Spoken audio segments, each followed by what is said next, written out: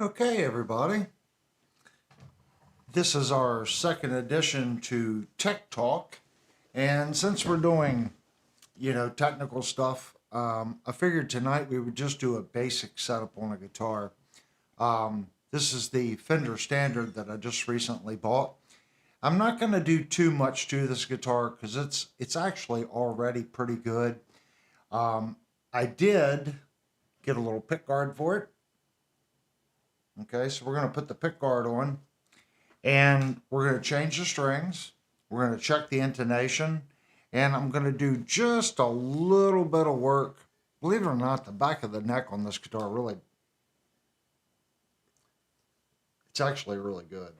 But I'm still going to hit it with I have some 1200 grit sandpaper here. We're going to lightly hit the back of the neck with this 1200. And this is the stuff that I swear by. And it's really good. It really makes the back of your guitar neck feel like a piece of glass. You do have to sand down to 1200. Don't think that you're going to use 220 and get a good finish. I would start out, if the neck is a little rough, maybe you feel some grain and stuff in it, you might want to start maybe at 600. That's kind of coarse. But maybe 600 would be as aggressive as I'd want to go. Then hit it with 800 or maybe 900 and then 1200. You don't want to go right to the 1200. Put something in between and then hit it with the 1200. You're just trying to take the fine scratches out, and 1200 will not show. If you want to go to 1500, that's fine. I like to use 1500 and 2000. If I put one coat of tried and true on it and then I put another coat on it, I'll just lightly hit any spots that feel funny with like maybe 1500, 2 grand. Then I hit it again. So that's how I use tried and true. I do have my tuner set up right here, and I have another cam. If I switch it, you should. Yes, I know my cameras are awful. So right here, you should be able to see my tuner. Can you buy that at like Home Depot, or is it hard to find? No, I know wood crafters sell it. If you have a wood crafters near your home, go into wood crafters and they sell it. It's expensive. The small can, which is half the size of this, is like 34 bucks. This is how I buy it. It's about 45 to 50 depending on where you buy it. I do a lot of guitar work, and a can like that will last me years. So if you want, a little can will last you a long time. When we get to that, it takes very little as well. It's not like a urethane or something like where you're brushing it on. It goes a long way. It Mikey really got does. some on Amazon. Yeah, Amazon. How much did Nike say how big it was or how much he paid for it? It No, is pricey. you need to like look at the other camera. Um, it is pricey. Where's the other camera? It is pricey. Mikey said an 8-ounce bottle, $25. Yeah, it's pricey. But Mikey will agree, it's phenomenal stuff. It really is. So those are our cameras that I have set up. What I have to do is I have to go over here since they're wireless, and I have to tell it not to use that camera, and then engage this camera. OBS will only see one at a time. It's kind of strange. So first thing I want to do, before we disassemble the guitar, I want to check the neck on the guitar. I want to make sure that it's straight or close to straight. I like a little relief in my necks. So we're going to put the gauge on it.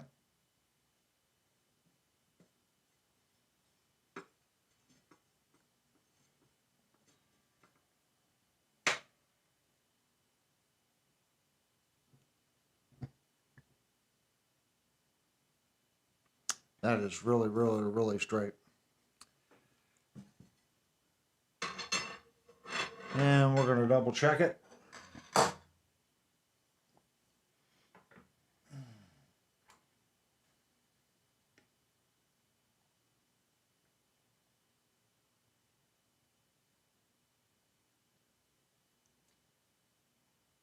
0.1 millimeters to the fret of relief.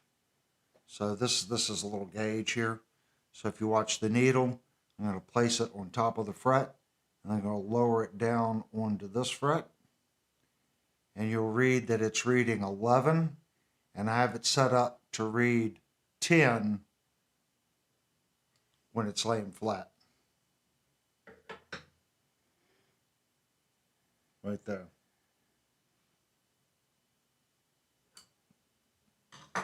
Point one. It's pretty close. Okay, what you want to do first now on a Floyd Rose tremolo, I do not do this. If you're doing a string change on a Floyd Rose, block the tremolo if you're going to take all the strings off, and that just prevents the knife edges on the bridge from the bridge kicking back and messing up your knife edges. Since this is a fixed tail guitar, we don't have to worry too much about it. And I know some guys will say just cut the strings off of it. You don't have to loosen them. I like taking the tension off. Can I prove that you can damage your guitar if you just cut the strings off? No, I can't. But you do have pressure on each string. When you cut them, that pressure releases quickly.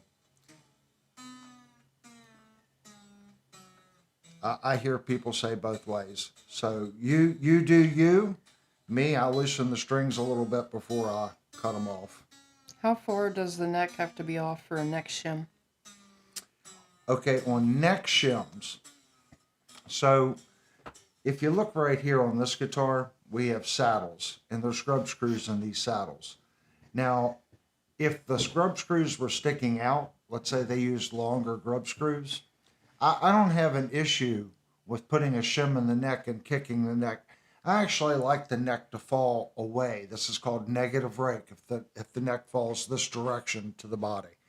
I actually like that. So if your screws are sticking out here, you can put a little shim here, and that'll kick the neck like that, and then you can raise the saddles on the bridge. On this guitar, none of the set screws are protruding out, and the action on this guitar was actually really low. Probably a little too low for me. So looking at it, this neck looks like it's mounted parallel to the body.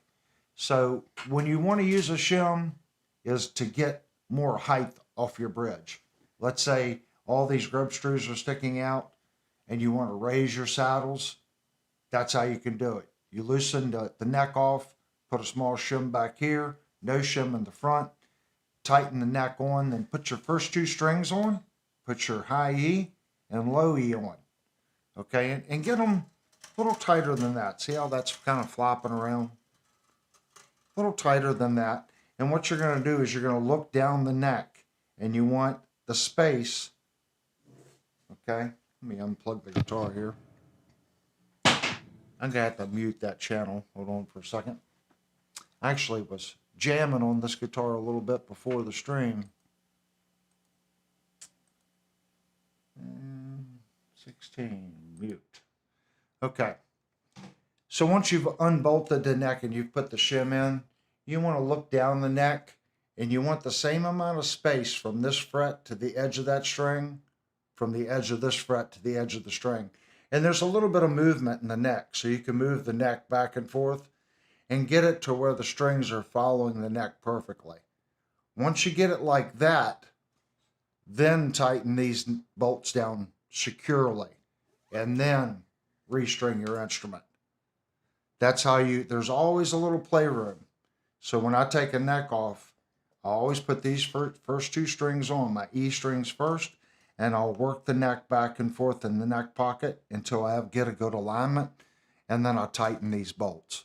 And then after that's done, I'm going to bring this guitar up to tune, and I'm going to start checking my action height and raising and lowering my saddles. And I'll show you how I do that when we get to that.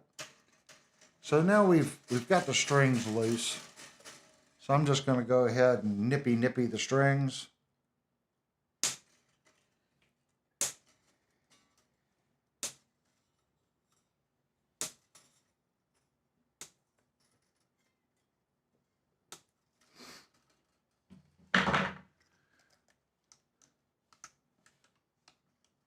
This is a pretty cool little guitar. Fender really made some changes on this one versus the first production year. They had to. They really didn't. They really skimped too many important details on their first production run. So it's not like Fender's wanting to give things away. They tried, and this is what I always say: if something isn't decent, don't buy it. If it doesn't sell, the manufacturer is going to make changes. Their job is to find that spot where they make the most money, and you still buy it. And the Fender Standard just didn't make it on their first production year. They had noisy pickups in them, had some fret issues as far as the dressing. They really stepped it up a notch. But something they did, if you look at last year's Fender thing, it says a CLR switch from the factory. They have put a box switch in this one to save a little bit of money. But they've taken that money and put in better pickups in it. And they've shielded the control cavities. So it would have been nice if they would have held to their guns and kept the CLR switch in the guitar, but they didn't. This guitar does have a box switch. Even though the advertisement still says that it's a CLR, this guitar is shipped with a box switch. So they got us on that, but they did put better pickups in it, and they did add shielding paint. And I think the fretwork and the general setup out of the box was better.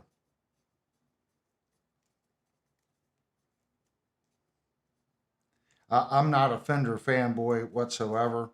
It's just one of those things I've always wanted a Tele.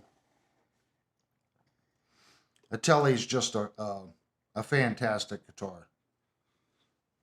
If you would have asked me that probably 10 years ago, I would have said, what the heck do I want a Telecaster for? I went down that road. I played hair music and didn't really, when I looked at a Telecaster, I just saw something that you played, country music on. I didn't really view the Telecaster as a rock machine. And I think it does a little of both. It is quite the capable guitar.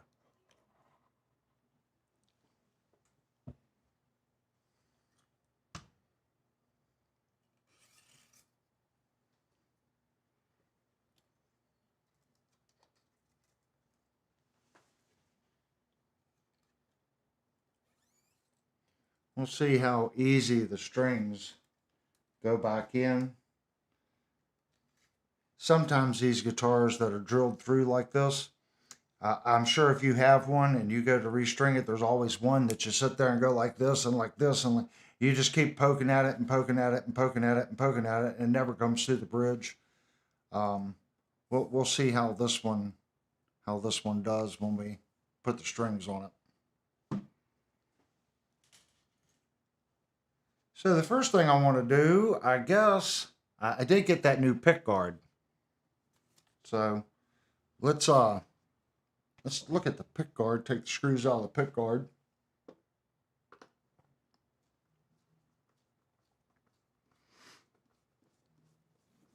How many people in the chat have a Telecaster? I don't know how many people we have watching. I had to minimize the screen. Mine says 29. So if you have a Telecaster, please post. What Telecaster do you have? It doesn't have to necessarily be a Fender.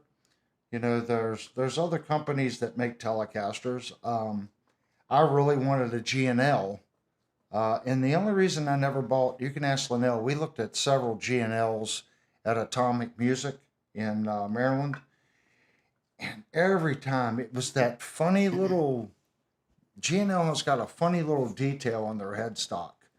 Please show the swimming pool after you remove the pickguard, please. I'm not sure how this one is routed out. So we're gonna look at the routing on the guitar and see if it's routed out to maybe make it a Nashville Tele. Potentially work. Has the American Ultra too.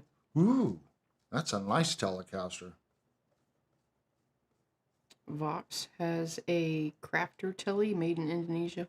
Ooh, yeah. When I bought this one, I was looking at the Player 2 Modified, and it had a humbucker here and a single coil. That guitar was fantastic. The only reason I didn't buy it was the humbucker. I really just wanted a plain Jane Telecaster. And I went up to the owner and I said, "Do you all have one of these Player 2 mods, with the hot rodded twisted pickups?" And they didn't have one in stock. So I played this one and the Player 2. Now I can't get my fingernail underneath of it. Billy has Donner Tele Jazz with 2 humbuckers and semi-hollow body and a Donner Tele Old School. I'm not familiar with the Donner Tele. I cannot get my fingernails underneath that pickguard. Isn't that funny? There it goes. So you can see here it is routed where we can do a Nashville. We could also do a humbucker or a P90 up top.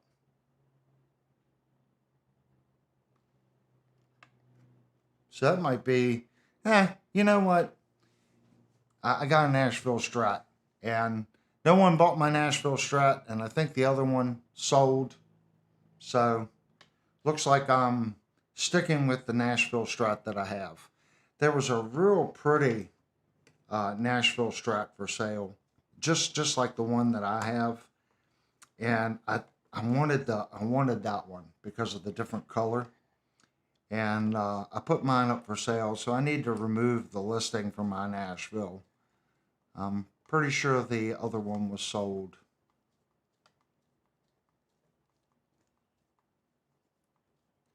So I was thinking maybe put different pickups in this guitar, but then it kind of defeats the purpose of why I bought it. I am talking to a couple guys about the Fender Custom Shop Twisted. I may end up putting those in this guitar. This is not a guitar that I really plan on getting rid of. I don't need a $5,000 Telecaster. Just a basic Telecaster is all I need. So if I take this Telecaster and I put really nice pickups on it, and I put some really nice locking tuners on it, it's going to be fine for me. The fretwork on this guitar is really good. So maybe if I really bond with this instrument, maybe in the future I'll buy a more expensive one. Because Kurt just said it's not really a Tele without the skunk stripe. Kurt said a set of EMGs is what I would do and a kill switch, LOL. I don't know if it would sound like a Telecaster though after I did that. That's the thing. I still want it to be a Telecaster, you know.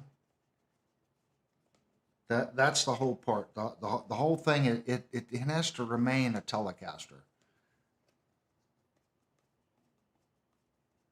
Because that's why I didn't buy the Player 2 Modified. That guitar sounded really good. It was beautiful. It was what do you call that? A darker cream, or was that a beige on that guitar, hon? That was probably more of a beige. Yeah, and it had the red tortoise pickguard on it. Beautiful, beautiful, beautiful, beautiful, beautiful guitar. And it was another $400 for that model. And I was kind of like, you know what? I just want a basic Telecaster. Kurt said, "Telly who? That's the point. Make a metal machine." I got tons of metal machines, man. The whole point in this and my Nashville Strat and my Epiphone Dot, and I have a Firefly double cut with Dylan Talkstone P90s on it. fantastic guitar. Of course, I redid the fret, redid the necks, redid the neck on the guitar, put better tuners on it. Really, there's nothing Firefly left on the guitar. But it's a fantastic guitar now. Does it scratch the itch for my double cut P90? I guess. Steve said, "Hear me out, Avery. A Seymour quarter pound in the bridge and a Dylan P90 in the neck." That would be cool. One thing I will say, that the Dylan P90 is a nice sounding pickup. It really is. That's a nice pickup. I know a lot of people are kind of on the fence with Dylan. I kind of like the cat myself. I watch his channel sometimes. I get on. I just like it. I like his content because he's really not trying to be anything that he isn't. He's a small pickup builder. Him and his wife, and I believe his daughter, do all the wiring and all the pickup construction there. So for me, that means something to me. It's low yield production. They're doing it. I kind of like that, if that makes sense. I do know that his daughter come to work and she's doing a lot of the electronic, like pre-ordered switch plates and stuff and pick guards. And I believe him and his wife are still winding the pickups solely. But people tell me the Seymour Duncan P90 is also a really, really, really good P90 pickup. So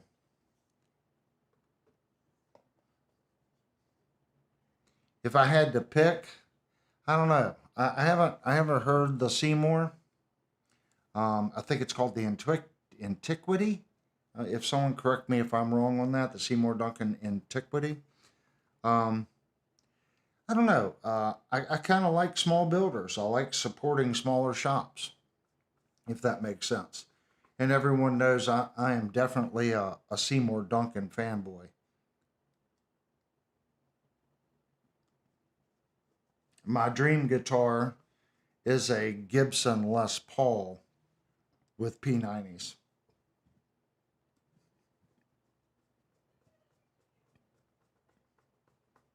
That's why I did the double cut.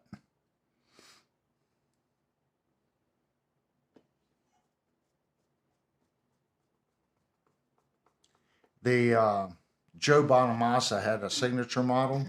I didn't realize that it was an extremely limited production run, and I saw them on Sweetwater, and they were $850. It was a beautiful guitar, like a real dark maroon Epiphone with P90s. And I said, "Oh, great! Epiphone come out with a really nice, inspired by Gibson Epiphone with P90s. It's Joe Bonamassa's signature model." I said, when I pay off my wing rack, I'll go back and I'll get one of those guitars. And come to find out, they were extremely low production and they're already all sold out. Kurt said, "I love the white Tele, but I would have bought a black Paraloid pickguard for contrast. White on white is just too much white for me." Yeah, well, the other one was white. So this was cream on bright white. So I figured the I don't know what color you call this. I figured this would look good. But you're right, black would give it a lot of contrast. They had this, the one Linnell hates, the red, I guess, tortoise. And this is like the blonde tortoise. I don't know if they had black or not. But I don't know. I was looking, I was like something different. Jupe said a red pickguard would look great on it also. Yeah, I was going to do the red tortoise. But, Linnell's not a big fan of it. I know it's my guitar, but, I don't know. I take Linnell's opinion too. And the red was on the Player 2 Modified I was looking at. It was beautiful. And I was kind of like, well, I want this one to be a little different. So, that's a great thing about pickguards. I can change it. If I can go back to this white one or I can get a black one. That's, I bought Fender So I'll just make sure I get another Fender one. I can change it up. You have a Nancy Parsons. She said it's been forever since I've caught you live. Thanks for all you share.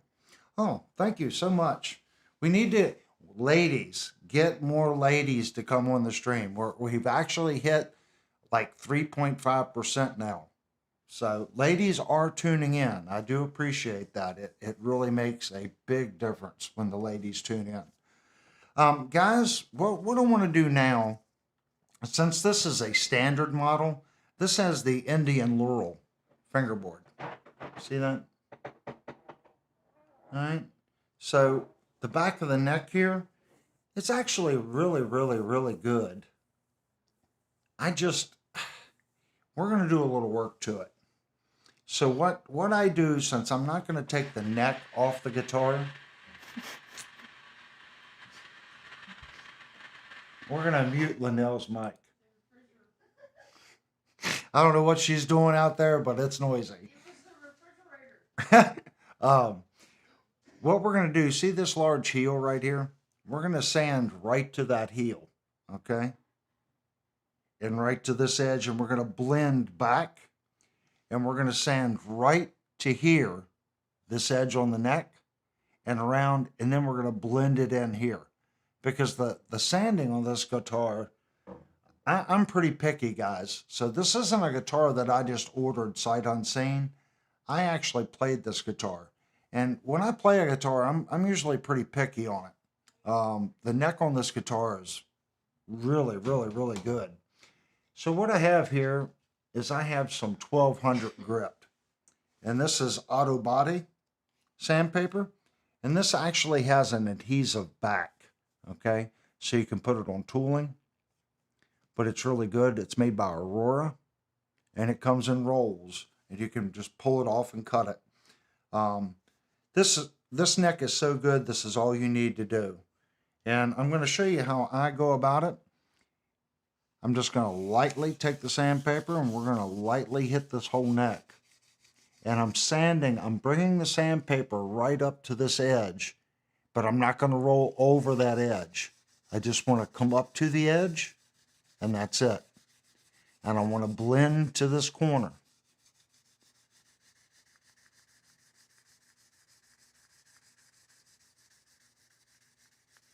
You're not going to hurt your guitar. Don't worry about your guitar. Your guitar will survive. This is 1200 grit. Now's also a good time if there was any issues with your nut right here. See the nut sticking out? If you feel that nut, now's a good time to lightly go over that nut and sand out any issues that you had with the nut.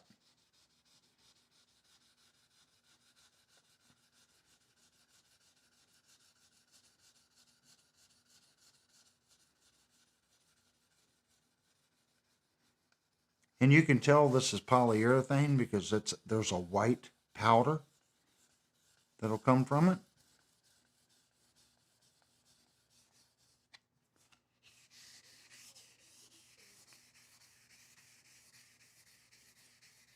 Now some people just do this. They go over it with 1200 and that's it. They don't go back over the neck with anything. Because this is so fine that if you take a microfiber cloth back over this, you're not even going to really know that you sanded it. It's just going to feel smoother than the factory urethane. So it's kind of up to you whether or not you want to put tried and true on it or not.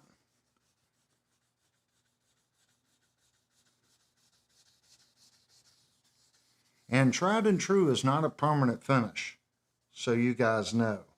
If you play a lot, and I mean if you play a lot, you will have to lightly sand the neck in about a year and re-top coat it. It doesn't completely come off, but it does wear. It's a very natural finish, so you need to maintain the neck.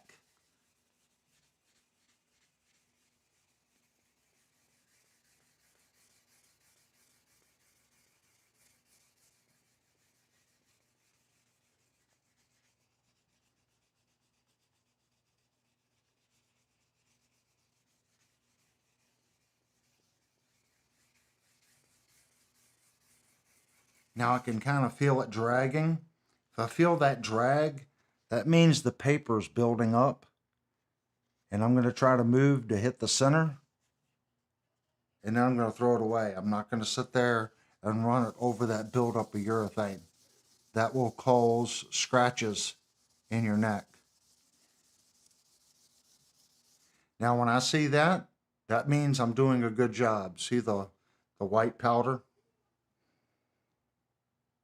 See the white powder that just come off? Before it wasn't doing that. I was sanding it, but there was no powder showing. So when I start seeing that powder, I know I'm at a good spot.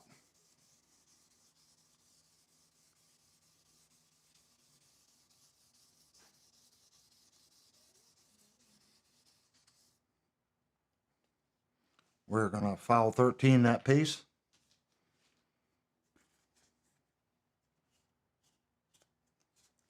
Now I'm going to come in and just sand up to that ramp.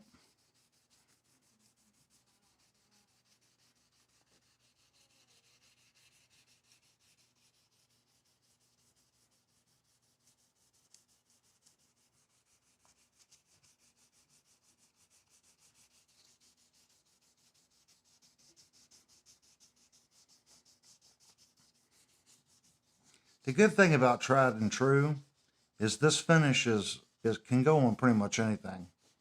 UV finishes, nitro, lacquer, shellac, urethane. It is a very nice finish, and it can be applied to pretty much any finish. I've never had a bad reaction with tried and true going on or over top of anything actually.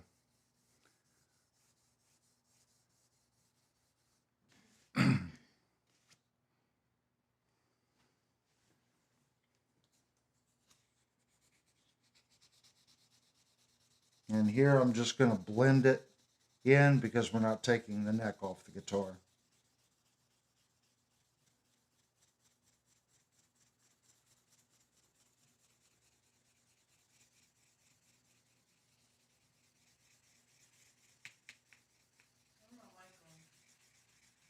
Oh, is your refrigerator stopped talking?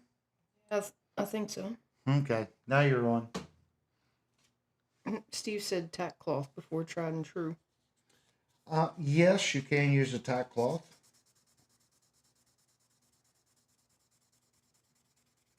But that's another great thing about tried and true.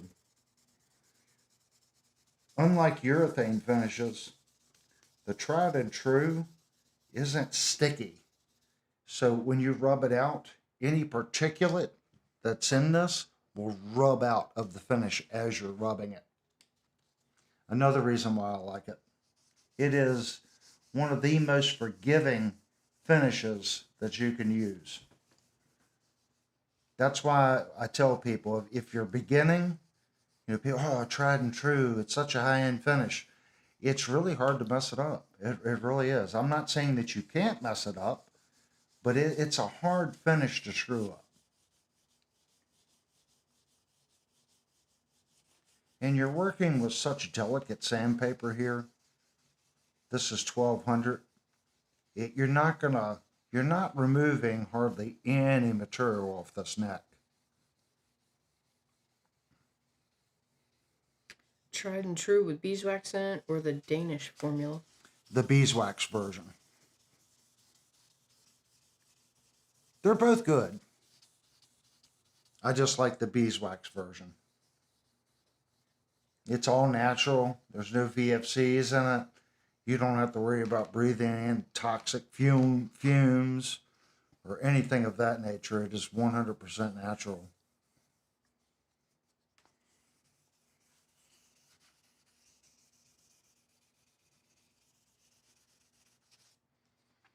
Okay. And just to prove to you how forgiving it is, this is the rag I'm going to wipe it down with, and this is the rag we're going to use to put the finish on.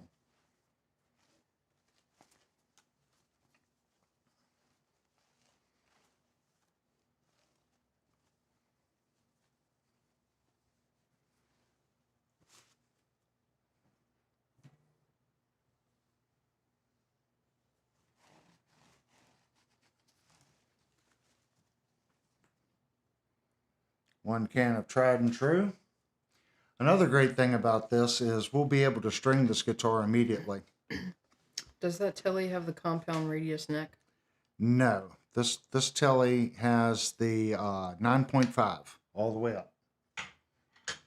9.5 radius is one of the, well, it's not, it's the second hardest. 7.5 is the hardest guitar to set up because there's so much radius, it likes to choke out your necks. So you can see right here, I just put a dab. It's just a dab. I mean, literally just a dab. And we're just going to work this right in to this fret board. And you're going to see this Indian laurel just come to life. I mean, it's going to make it look so much better.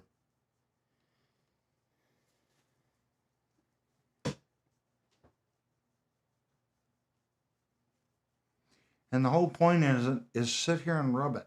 It's a rubbed finish. You just rub, rub, rub, rub, rub. You're just rubbing it into the wood.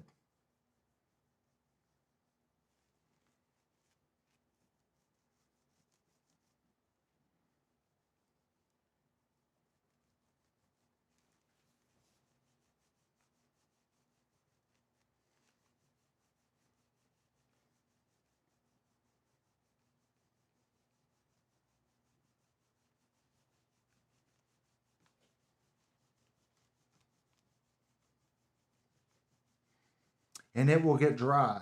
As you rub it like this, it will dry. You've worked it in, now you've polished it, and it gets dry. It will not collect dust, unlike a poly or nitro that has to be in a dust-free environment. You can be in a pretty dusty environment, and as long as you're rubbing it until it gets dry, you're not going to get particulate in your finish. Unless you put your rag in the sawdust. No, don't. Let's not get crazy. But here's the difference that you'll immediately see.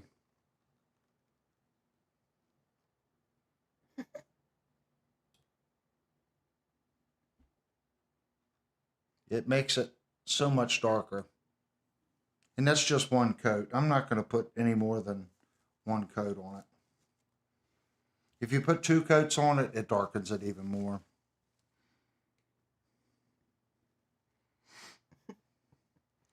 Uh-oh, she's laughing. So they're,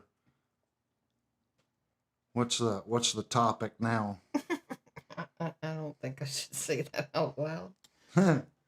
Remember, guys, this is a family channel. No, they're okay. Okay. One thing that we do pride ourselves in is trying to make it to where all age groups can come in. And, you know, this guitar, we need to get young people into playing guitar. You know, there for a while, I was so worried. I didn't, you know, I'm starting to see more young people in the music store when I go to Shenandoah Music. That's good. There for a while, I wasn't really seeing anybody, you know, young. When I say young, we're saying 16 and under. Will this come off when you play?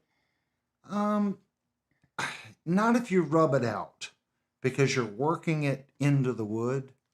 But it does, this is a very thin finish. And as I said earlier, it does wear off even just on the back of the neck with you moving your hand back and forth. You will have to reapply it. One single coat like this on the neck, it should be good for about a year. And you can reapply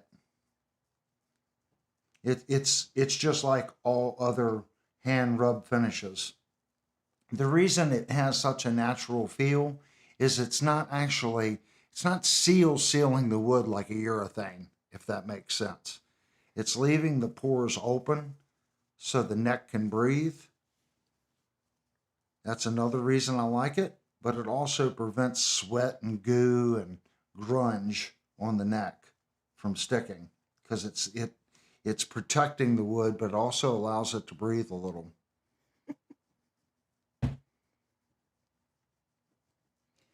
This is the part you just got to sit here and Keep working it back and forth until it dries.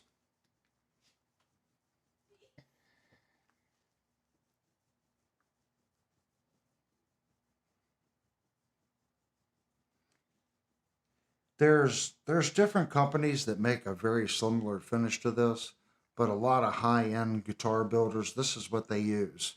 Simply because it is such a natural product and it still allows the wood fibers to breathe. What is used to get the high gloss finishes on maple fretboards? That is usually either urethane or nitro or UV finish. Most of the time, it's polyurethane. But on your high-end Fenders, that's a nitrocellulose finish. And the polyurethane will outlast nitro 10 times over. The reason why people say, oh, it's a nitro finish, it's better. It's going to age and crack and give it that vintage look. But if you're buying a guitar and you don't want it to ever have that spider-webbed cracked finish, then you don't want nitro, because nitro is going to crack, especially if you live up where Kirk lives, where it gets cold and hot, cold and hot. If you live in a climate that's pretty stable, it may not get as bad. But polyurethane and these UV finishes, they are stupid durable. Is this a clear finish? Yes, this is clear. This has no added stain or anything in it. It's just 100% clear. So now I'm just going to wipe that off, and we're going to go to the other side and put a coat on the back of the neck. Is this finish environmentally friendly? Oh yeah, there's nothing in it. You could probably eat that and Ew. It wouldn't bother you. Just saying. It's no VFCs, there's no anything. It's all natural. I mean, you eat maple syrup, honey. That comes right out of a tree. I'm not eating tried and true. So this is, beeswax and what is this stuff? It's beeswax and Like some kind of linseed. linseed oil, beeswax, and a polymer. Kurt said problem with Fender is they poly over the frets and all on their maple necks. Yeah, they do that pretty badly. Gibson has that little nipple that they put over the tang of their fret. I mean, that's cool, but again, it's kind of a pain in the ass to work on, because now your binding goes over top of into your fret. So they all have their own little squirrely thing. I mean, I would like to have a nitro guitar. I like the cracked finish, but you can emulate that finish with poly finishes and UV finishes. So I would emulate the finish and then put a really hard UV finish on it. That way it stays looking like that. The drawback is when you see one you really like it, it's not going to stay that way. It's going to continue to crack. Or you can put some of that on my cutting board. Do you want it on your cutting board? I think just regular cooking oil would be better for your cutting board. Well, I used that already. Are you going downstairs and stealing my tried and true for the cutting board? I'll never tell. Well, it must be safe to eat off of, guys.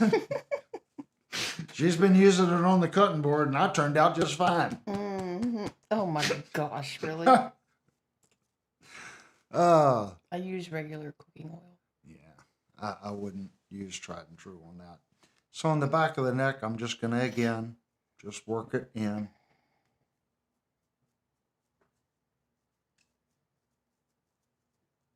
Have you ever played an asymmetric shaped neck like Eddie Van Halen, where it's rounder on the thumb side and slimmer on the finger side? We just did a guitar neck for Jupe's guitar where it changes. It's thicker on the top here and then gets thicker on the bottom here. So the neck goes diagonally as far as its center line. There's been guitar companies doing that since the 50s. It's been around a long time. The company that really made it, I guess, big was Steinberg, when they accentuated and made that V neck, and it literally goes way out of whack. I think they're very comfy. I see there's a lot of benefits to it. But that's why there's so many different guitars. I like a thinner guitar neck. So once you make the guitar neck thin, it's hard to pick up on a neck that's cut like that. So if it's already a thin neck and you change 1.5 millimeters, that's really pretty much all you can do. Any more than that, you're gonna there's just not enough neck there to get that pronounced. It's gonna be hard to tell if that makes sense.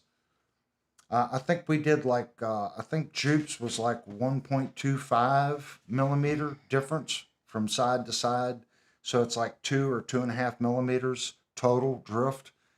I mean, I know it's there, but if I handed it to you, would you pick up on it? You might. I'm not going to say that you're not going to pick up on it. Jupe seems to like it. Um, and at the same token, Jupe said that he didn't want a really stupid thin guitar neck. So I was real careful about trying not to make the guitar neck too thin. So, um, yeah, I like pretty much anything. I've even actually started liking some of the thicker necks. Devastator sent us a Paul Reed Smith last month, and that guitar had the thickest guitar neck I've ever played. That guitar had it.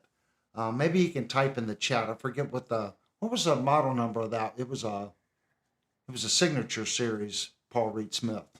What, Miles Kennedy. what strings will you use? Something hard or soft? This is going with 10 to 46s. And these are XS strings that I'm going to put on this.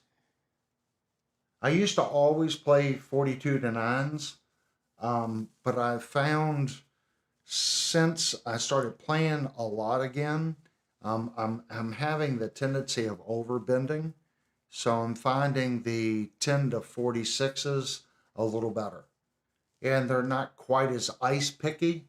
I like playing with a lot of harmonics, so I think it works a little better with my playing style as far as me playing I like harmonics. So with my playing style, I think it works a little better, if that makes sense. Just play around. I know a couple guys that play eights. To me, that's like way too thin.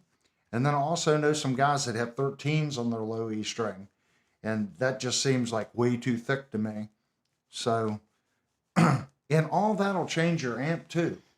You know, like when I pick up my 9 guitars now, I'll pick it up and I'm like, wow, this is kind of bright.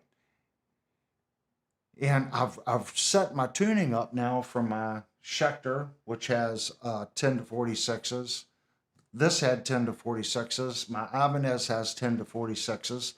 So I've noticed that I've kind of tuned my amp and my models for those guitars. So when I go back to one of my older guitars with 9s, I can instantly hear the difference in color, the brightness in the strings. If you're playing harmonics and you're struggling getting harmonics, I see no reason to put 10s on the guitar. Stick with 9s. It seems to be, I don't want to say it's true because I think it works one way or the other. I think it's a mental thing. And, well, I'm not going to say it's a mental thing. When I was learning, I used 9s. And I found it easier to get pinch harmonics and stuff like that out of 9s. But now I can do it and not even think about it. And 10s, I can get them out of 10s just as easily as I can 9s. So if you're struggling getting the pitch harmonics in your lead runs and stuff like that, maybe stick with 9s.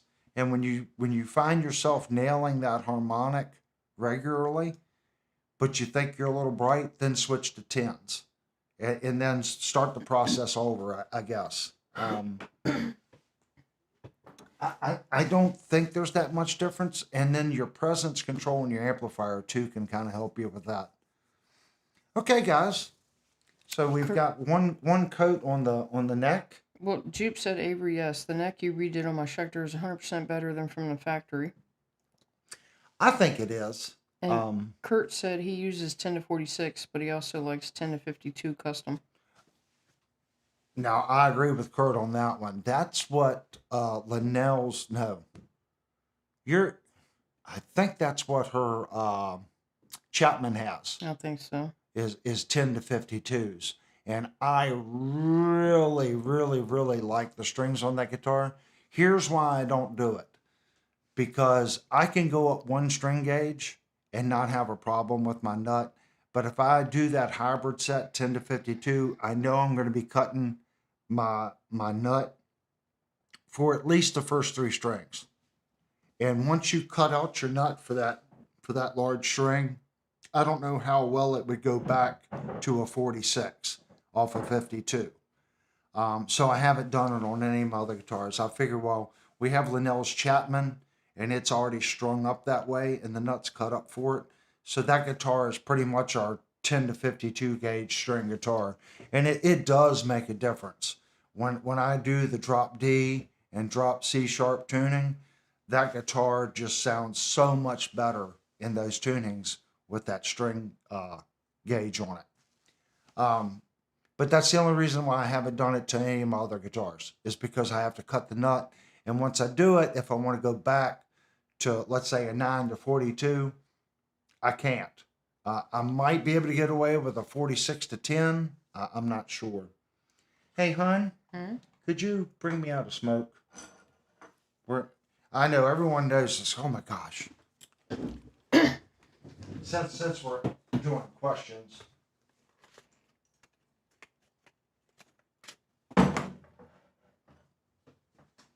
Kurt said you can go back to 46, but you can't use 9s anymore without a new nut. Yeah, I kind of figured that. Thank you, hon. So this is a laid-back channel here, guys. We're not trying to be anything that we're not. I'm a woodworker and CNC programmer professionally, and I'm an ex-professional musician that went semi-pro for a little while. Played semi-pro for probably 3 or 4 years. Then decided I didn't want to do that, and I went into the trades, learned CNC programming, and now I work on guitars at night and I do YouTube. And I still have my other job during the day. So this isn't a full-time job for me. I do this for fun, to share knowledge and to talk to other people. That's what it's about. There are 50,000 different ways to do everything.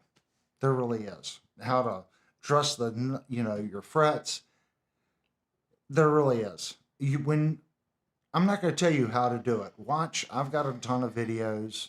Watch other people's videos, and buy some cheap instruments. Buy some pawn shop guitars. Buy some Amazon $50, $100 guitars and practice, and try each technique. And you're going to find that one of those techniques, whether it's mine or someone else's, you're going to bond with, and that's the one you should use. YouTube is a great resource. There's also a lot of bad information out there, but use your head. Watch the gentleman, watch what he's doing, and make your own determination whether or not you want to try it. There's nothing difficult about working on your guitar. You as a guitar player need to learn. Even if you don't want to work on the guitar yourself, you need to learn the aspects of it. That way, when you take it to somebody, you can convey to that technician, the guy that's working on it, what you prefer. So the more you know, the more you're going to know the person you're talking to that's going to work on the guitar. Now I can look at people and I go, I don't want this guy working on my guitar. So because I know what to listen to, and I know looking at some of the other instruments that they've worked on. Cole said, when do you plan to stop smoking? We need you healthy. Cole, it's too late for me to be healthy. I have a lot of secondary problems from diabetes. So diabetes is going to take me out before lung cancer. So I'm not overly concerned about it, if that makes sense. Everyone knows that I'm an Adventist, and I hear people say that, but the Bible says that we cannot add or subtract one day. It's already written. So I am going to live my life. This is the only bad habit I have. I don't do drugs and I don't drink. So, but I do smoke. So this is my one, what do they call it? Crutch, if that makes sense. Should I stop smoking? I probably should, but it's a bad habit, and that's what I do. I could have a lot worse habits. I guess I'll justify my smoking by saying that I could have a lot worse habits, if that makes sense. Um, but that's all I'm going to say about looking for a tech to work on your guitars. The more you can do yourself, okay, and the more you can understand, the better off you'll be, whether you do the work yourself or whether you take it to somebody. Say right now, since we hand rubbed the back of this neck and all this, it's completely dry. We can work on this. That's another reason why I like tried and true. And the back of this guitar neck now is just stupid. If you've got a good guitar neck and you swear by it and you think it's just wonderful, do what I just did to your guitar neck and you'll know what just, oh my gosh, it's just tried and true is the finish. And that's only one coat. So I'm going to leave it at that. I bought this guitar to play. So this is my player. I'm not overly worried about it being perfect. I know when we looked at the guitar, I think there was one or two spots in the frets that were a little wonky, but it doesn't have any frets that choke out when I play it. So I'm not going to worry about it. I had the exact same thing with my Ibanez. There was one or two frets that were a little high, but that none of them were bad. And I have to go back and look at the review on this guitar. I don't think there was any bad frets. So we're going to leave it as is. Okay, guys. The only thing we have to do now is we have to put some strings on it. And then after we put strings on it, we're going to check the intonation and check our saddle heights as far as getting our radiuses and stuff right.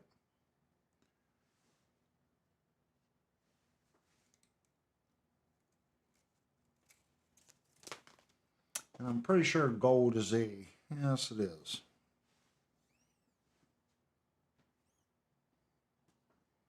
Set this one across there.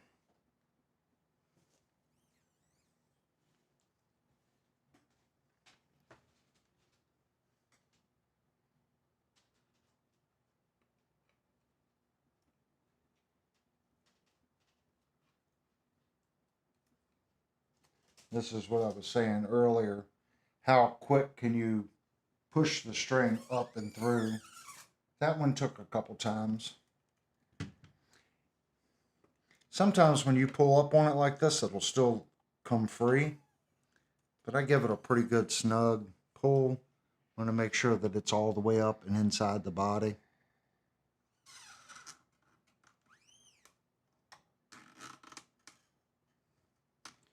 What I usually do is I'm going to come up like this. And that's all the slack that I put in it. These are not locking tuners.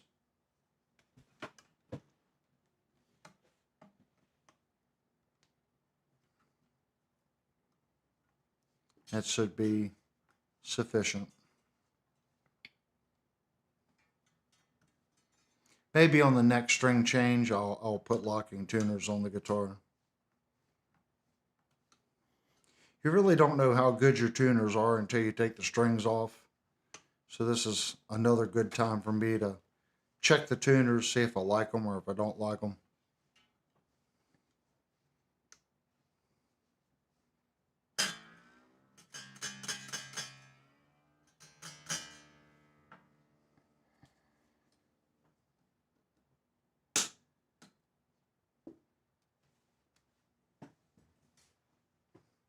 That's how I do it. Everyone has a different approach on how much they put on it. That's that's 2 full reps.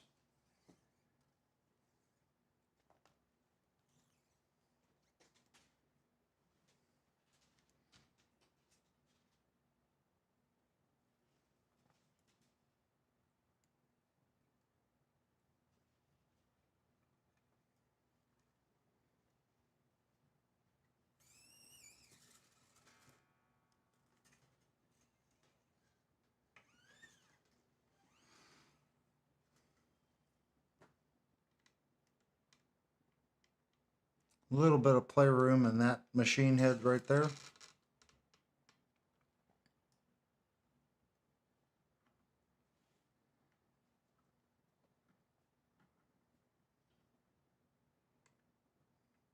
When I jiggle it back and forth, it's about a 64th. Get a little jiggle to it.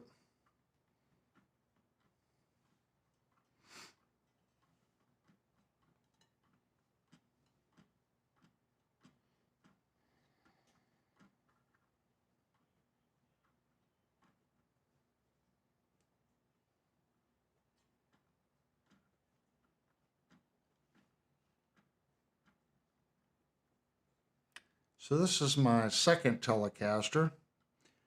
My other Telecaster is an FMT. And basically an FMT is a humbucker. And the FMT is not a bolt-on. It is a set neck Telecaster.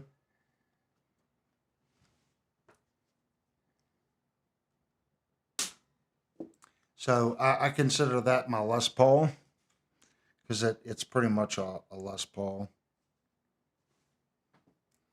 Less 2.5 pounds.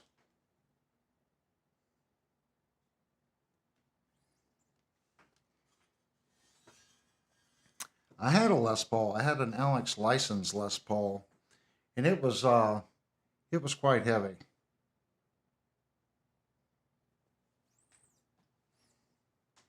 So the FMT is a lot lighter, and I still get the deep sounds that the Les Paul gives me.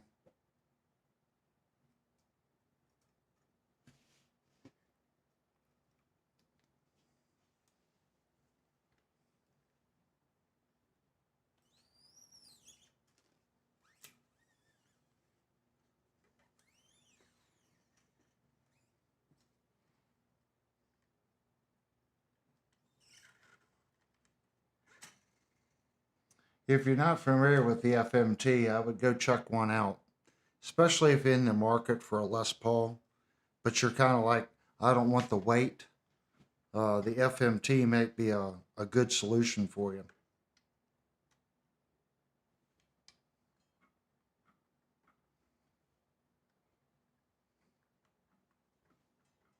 So next week, Brian will be back from Shenandoah Music. So I'm sure everyone has questions for Brian. I'm going to talk to Brian this weekend. We're going to see what we're doing for Thursday night. I'm hoping he is going to bring a guitar from the shop and do a basic setup on what the store setup gets. You know, just the basic store setup.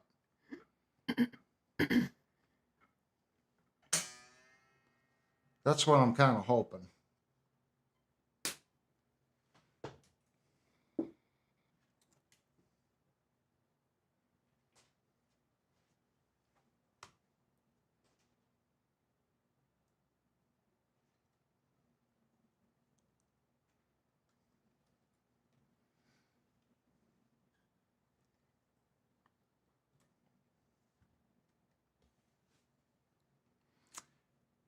My worst habit is changing strings on guitars. I really should change the strings on my guitars more often. The Schecter right up there, it needs a string change. It needs a string change quite badly, actually.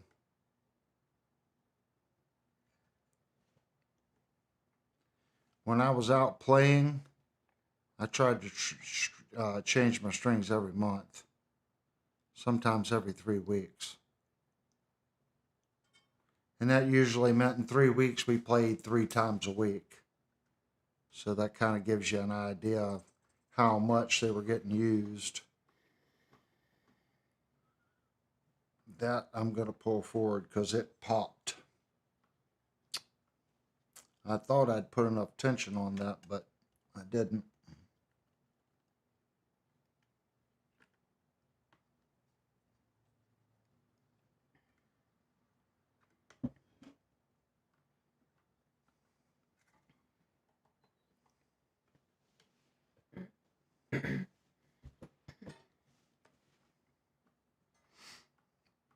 So about every 3 weeks when I was playing out, string change.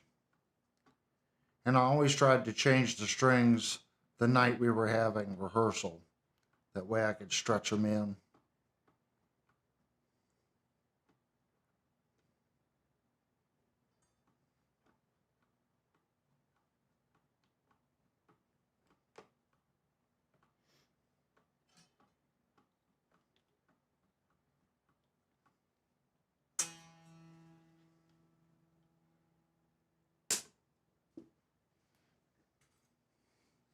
Two more, guys.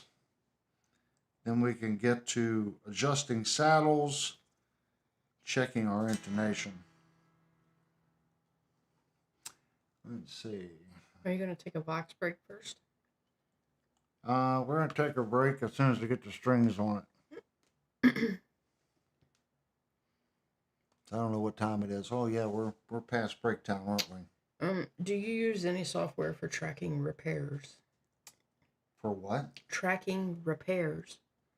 Tracking my repairs? Mm-hmm. No, we don't. Everything's just written down. I'm not a full-time tech.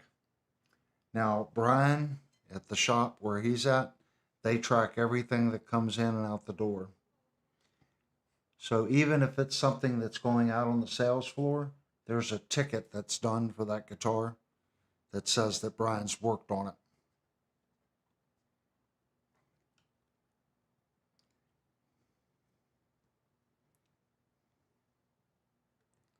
We're very low key here, guys. It's a small business. I don't advertise. So I only get work from word of mouth. And there's nothing wrong with that.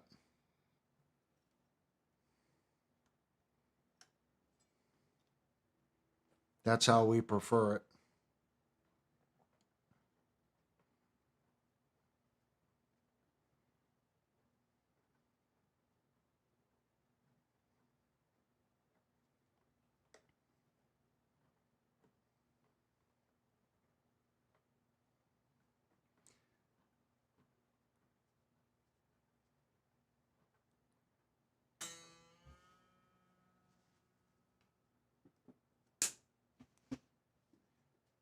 Remember this too. If you really, really, really love something, you might want to not consider doing it professionally. As hard as that may sound, once you start trying to make a living at something, whether it's guitar repair or anything else, it becomes where you have to make X. Think about your present job. Sometimes you got to cut corners to make it. Where your boss comes up to you, we don't have time for that. It works the same way. I hate to say that, but you have to get a product in and out. And sometimes guitars, they work with you, and then sometimes they don't. So if you have a large conscience as far as the work quality and stuff that you do, you might not want to do it full time. I can do it and lose money and sit down and, charge someone $200 to do something and have a ridiculous amount of hours in it because I'm not just depending on that to make a living. I could not do that if that was my full-time job. I would have to make sure that I made X for every hour that I worked on it. That makes it really, really difficult. And if it sounds bad, I apologize, but that's just the truth of business. When you're feeding your family by it, you have to make money.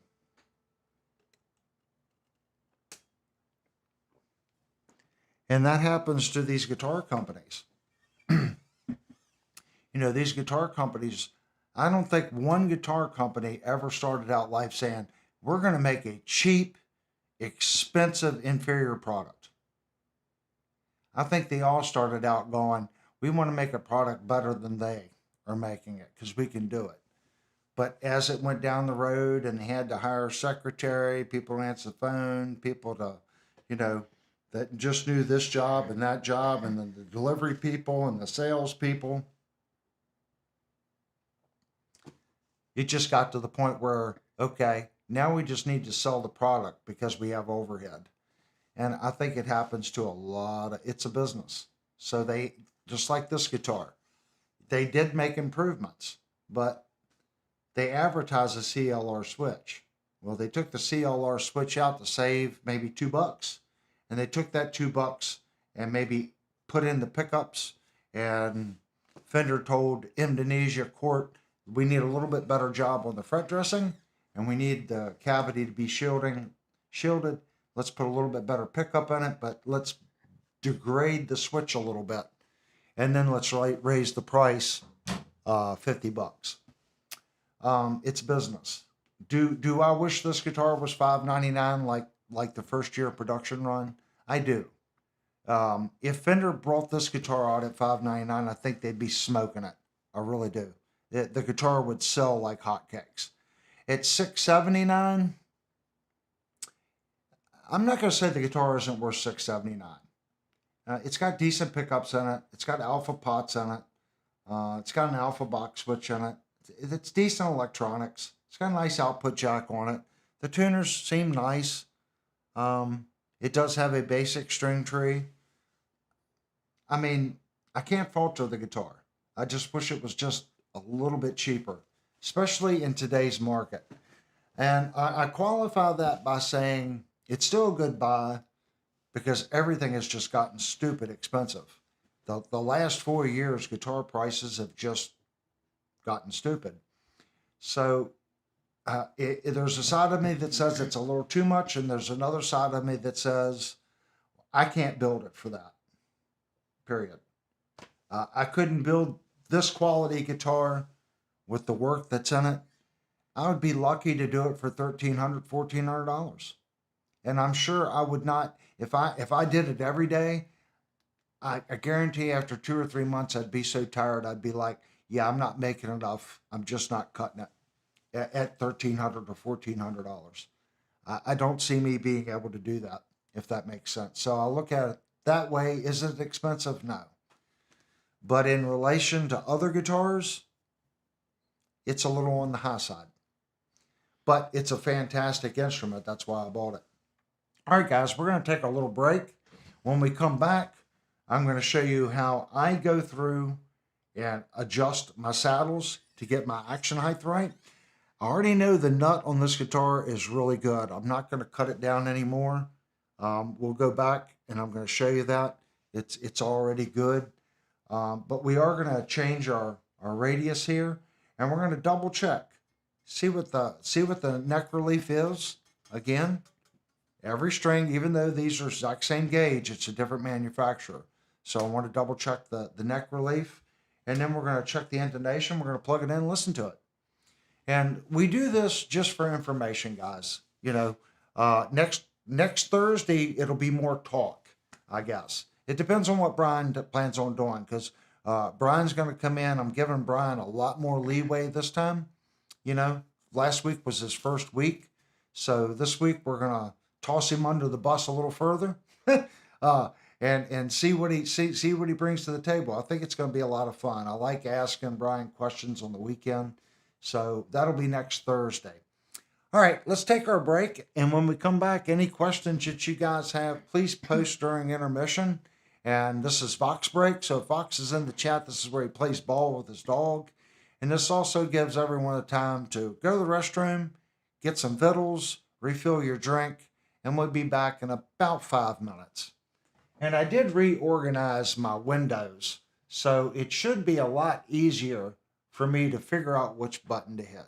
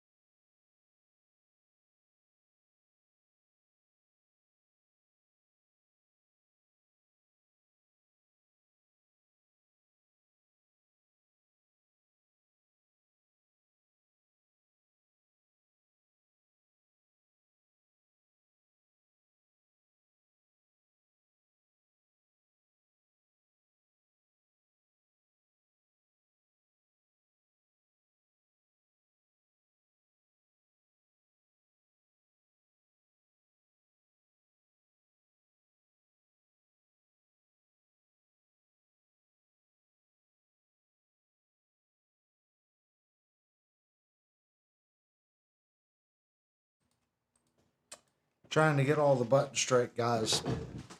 The wing rack does not directly communicate with OBS. So I still have to unmute the mics in the wing.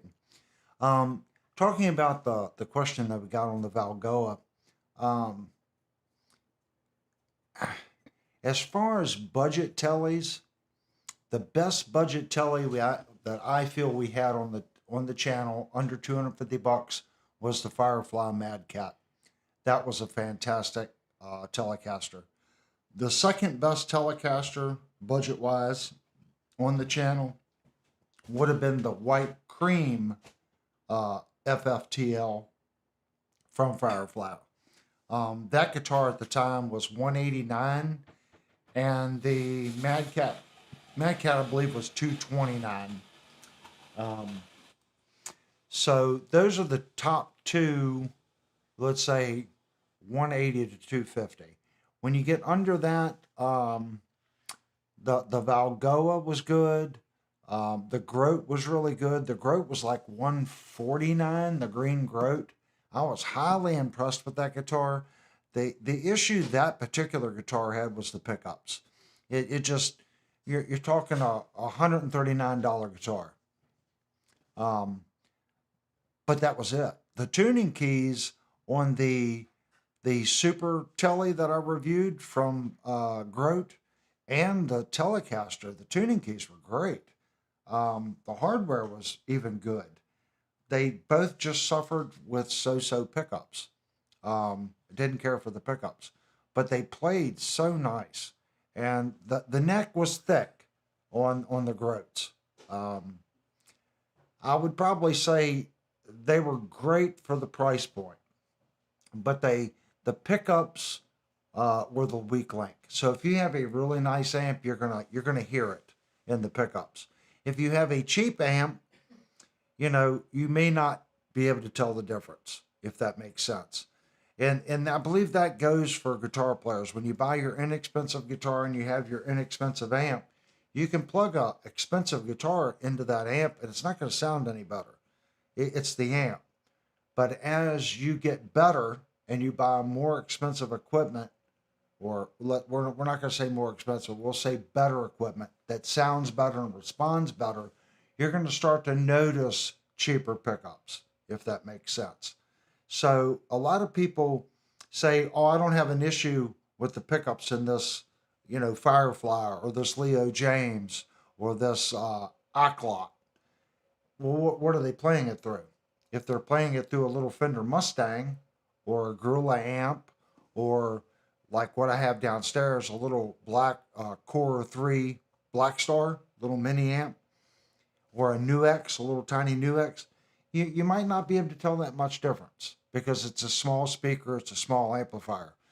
But if you get a nice amplifier, like a GTX 100 like Linnell has, that's a nice mid-grade amplifier, you're going to be able to tell the difference. When you move up to a really nice tube amp, you got a lot more headroom, you're going to start telling the difference in your pickup quality. As far as playing, they all played great. They really did. They played way better than they should play for $250 to $150. Some of these budget guitars blow my mind. And then some of them blow my mind that people say they're good. What I've seen with budget guitars is cheap hardware, cheap screws that strip easy, and bad fretwork. That's usually, man, my camera's really going crazy tonight. That's usually what I see in a budget instrument. It's just cheaper hardware. This guitar really doesn't need anything. Do I need to replace the tuners? I don't think so. None of the tuners felt wonky. You could sit here and play with them and they'll feel decent with string tension on them. But when you're winding the string and you're loosing the string, from new set of strings, that's when you can really tell if you have good tuners or not.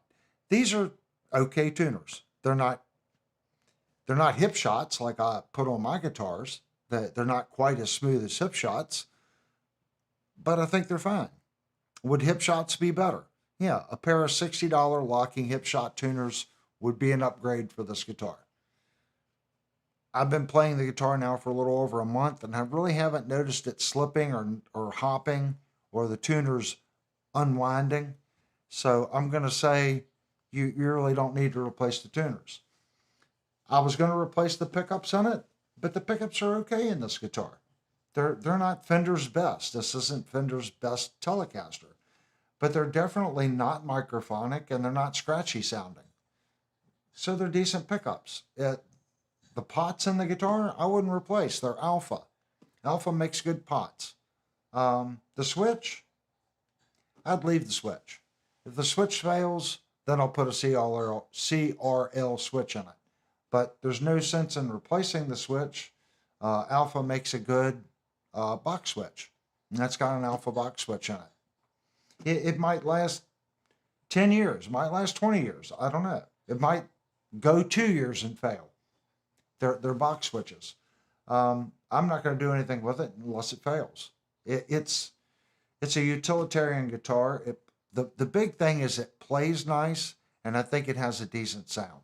So will I put better pickups and tuning keys on it? I don't know. I will probably put better tuning keys on it for sure.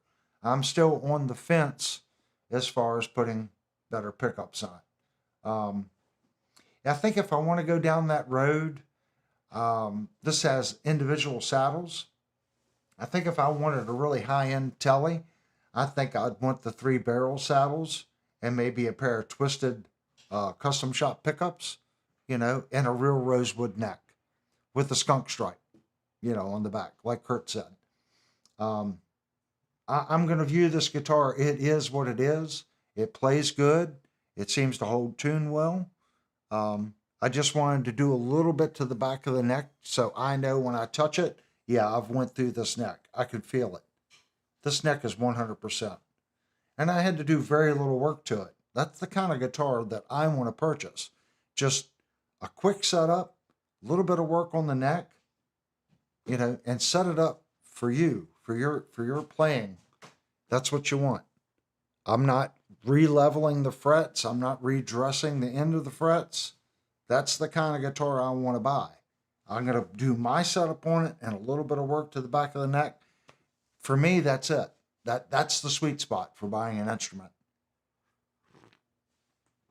We have fret leveled a lot of budget guitars. And by the time you figure your time and your labor and all your parts, as much as I like budget guitars, you're usually maybe $100 under buying a guitar like this. And you're like, well, that's cheaper, but that's a lot of work. So your time is worth something. If you're doing it as a hobby and you like doing it, then 100%. But if you think you're saving money by doing it, you're actually not, if that makes sense. Neither guitar is worth any more with the parts, unless you find someone that wants it, if that makes sense. I'm going to turn Lindell's mic back on. There you go, honey. When do you think it's justified to pay for a Plek? I'm going to say if you don't have a very skilled luthier in your area, a Plek isn't any more expensive than a high-end luthier doing it. And the Plek never has a bad day. Is the Plek better than a good luthier? No, it's just not. A good luthier and a good tech can get your frets just as good as that Plek machine can. And again, the Plek is only as good as the person looking at the computer and feeding the computer information. If you misread something or misread a gauge and you put it in the computer, the Plek can't do certain things. I think it's great. I wish you could just pay for the Plek to do the machining and then send it back to me. I don't want their tech sanding the frets and redoing the undressing.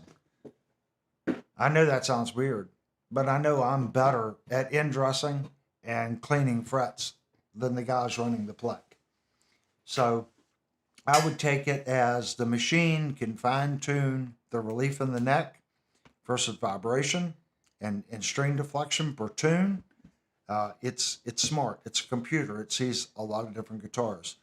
So in that aspect, I'd say, yeah, let it do the initial filing of the frets, pull it off the machine and just send it to me after that. Don't sand the frets, don't crown, they'll even say that they had to touch up here or there afterwards. Don't do any of that. Just put it on the machine, let it do its first pass, send it back to me. I'll take care of the rest. But they don't really offer that, if that makes sense. When is it worth it? I think it's worth it to do on any guitar. If you can't find, I think it's $200 for a Plek. That's cheap. I think that's what it is.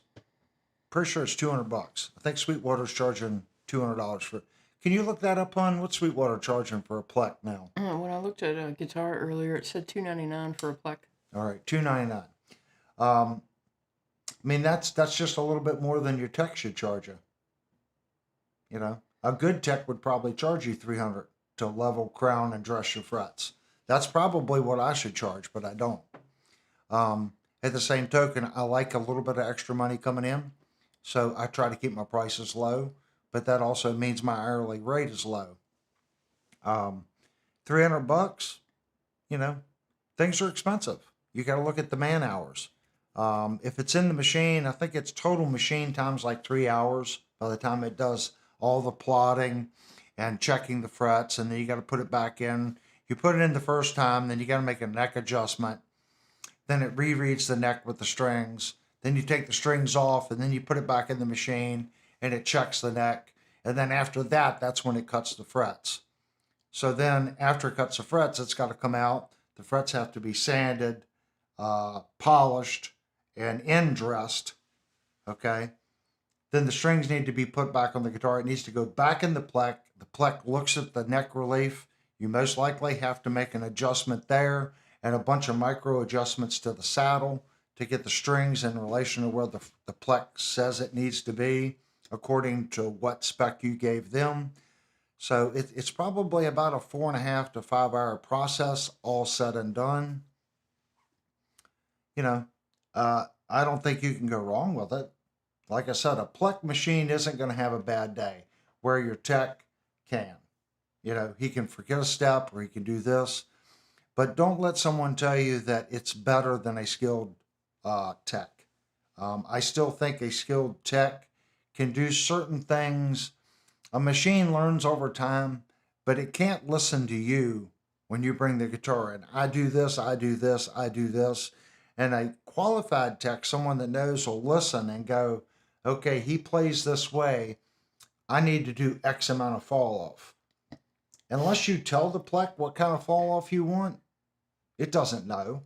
It just knows I want X amount of fall off at this fret. Well, if you don't know, the Plek doesn't know. So then the guy running the Plek's going to ask you. And then he's going to make the determination on what you say on how much fall off. Does that kind of make sense? Well, Vox said his Les Paul was Pleked from the factory. It's not head and shoulders better than my SG or my Strat that's not. Yeah. And like I said, it just depends on the tech that put it in the machine and how much time and the spec that was put in the machine. Okay. If Gibson says that they want 0.075 on the low E and 0.065 here, okay, and that's their action height with X amount of relief, the Plek is going to set that guitar up and optimize it for that action height. As soon as you change the action height, it's all done. Every little thing changes everything. Does that kind of make sense? So if you don't give it good information and you're just doing a general setup and you put it in the Plek, it's going to give you a general plain Jane. That's what it's going to do.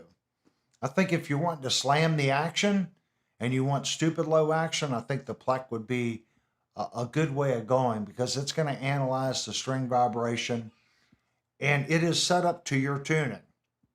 So if you tell it you want 440 standard tune, it's going to be optimized for that tune. As soon as you go down a half step, now your guitar is no longer optimized. Does that make sense? Wicked Fester said his last Les Paul Gibson is Pleked. Yeah. I don't have any Plek guitars, and I thought about doing a Plek a couple times, and I'm just kind of like, why do I want to do that? Because I know if I really take the time and I get my neck right and I double check my neck and I make sure my neck is level, I don't use aggressive sandpaper, okay, when leveling frets. I've done it enough to where I know how much fall off to put on certain type guitars. I know if I sent a guitar, the Plek would find issues because it's reading to a thousandth of an inch. Okay, it can go in and just touch up a fret. When you're crowning a fret like this, you're looking at that line. Is my line left over when I take the Sharpie across? Is it absolutely perfect? No, I'm human. But I try to keep them all extremely consistent. I mean, if talk to Jupe on his end dressings, if he takes a magnifying glass and looks at his end dressing, ask Devastator.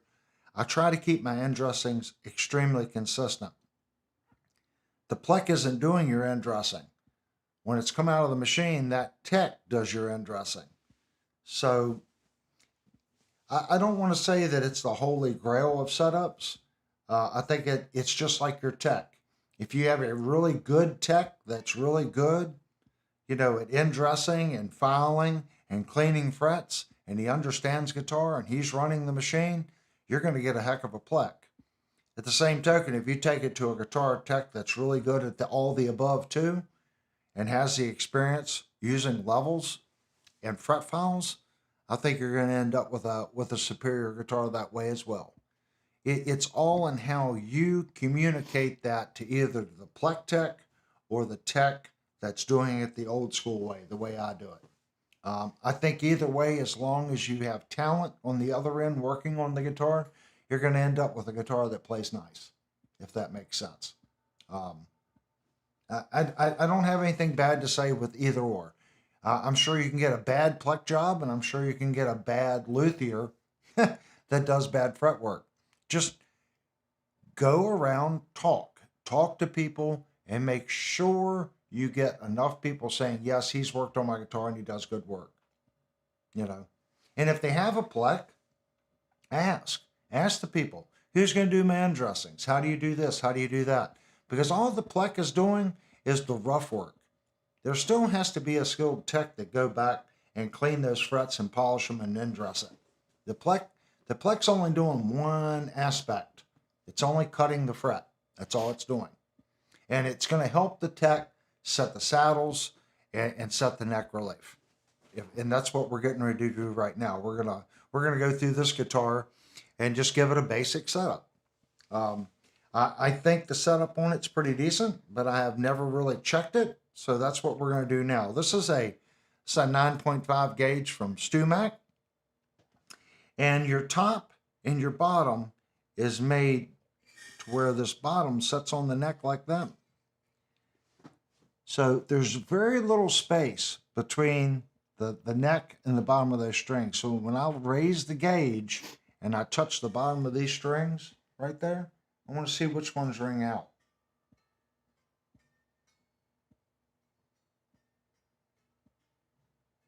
So the A is ringing out. So that's telling me it's higher than the other strings.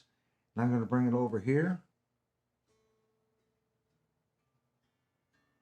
So my low E and my A is high.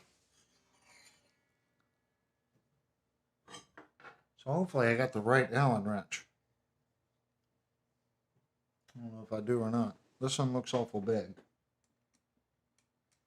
Nope. Let me see if I've got one.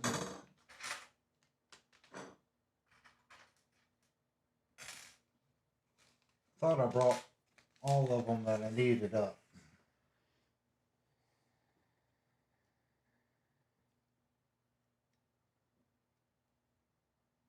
That one's too small.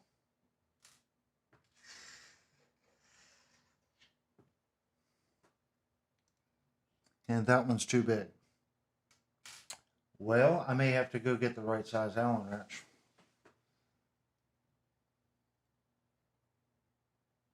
Yep, that one's too small, guys. I'm going to go down and get an Allen wrench to fit this guitar. Oh, maybe it's this one.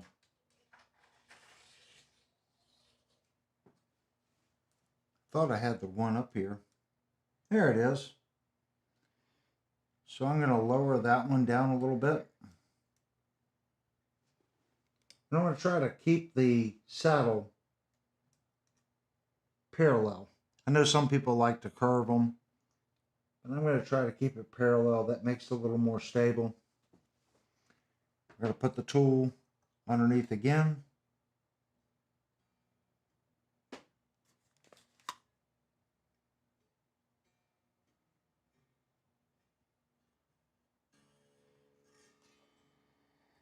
And I'm going to make another adjustment on my B saddle.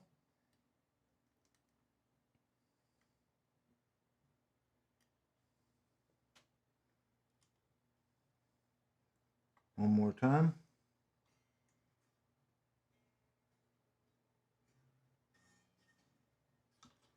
And just a little bit on our A saddle.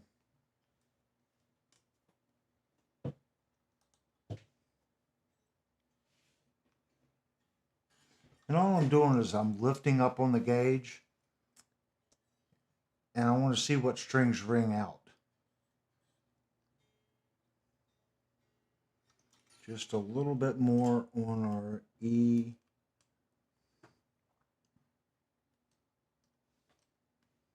and our B.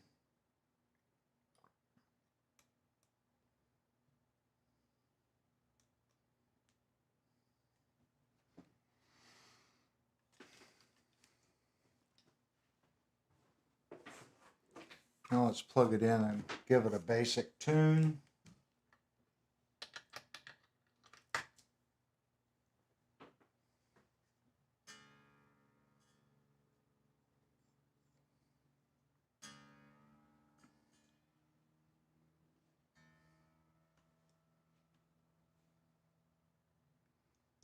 Let me change cameras so you guys can see it.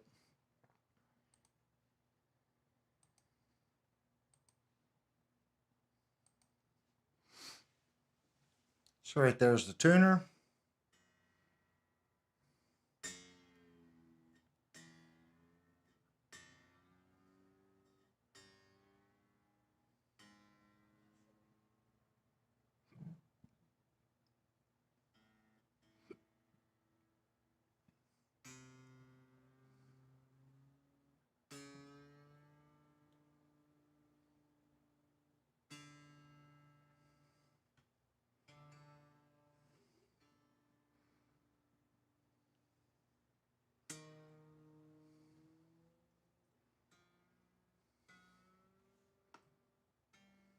Just get it close.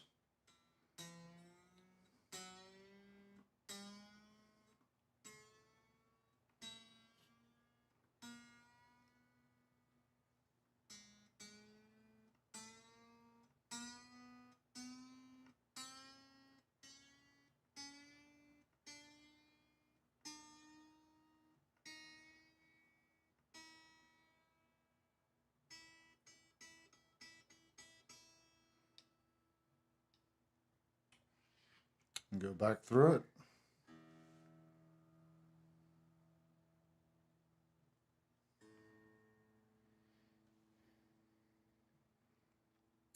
And when you set intonations and stuff, you really need a decent tuner. This is the Strobe Stomp by Peterson.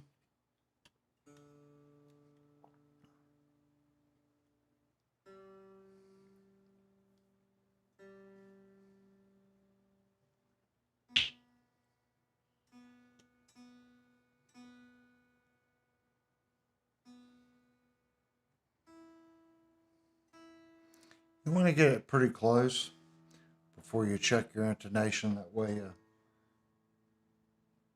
not getting false readings.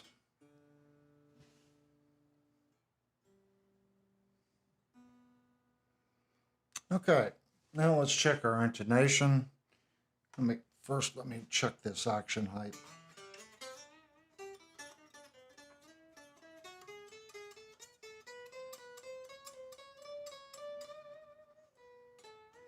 This is a 9.5 radius, so you want to make sure nothing chokes out.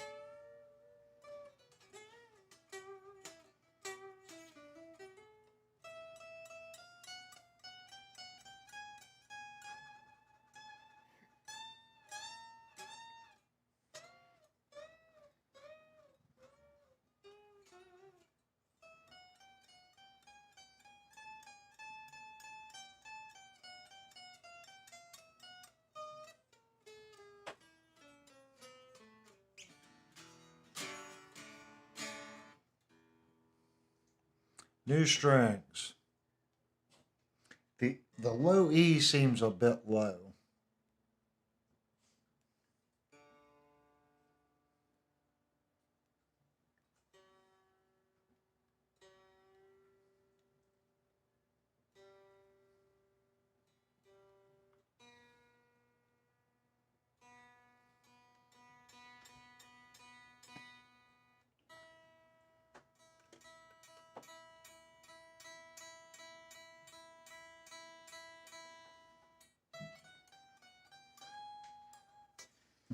All right, best thing to do is just see what it does.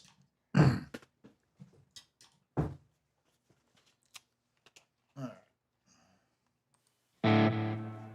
right, this is what we got.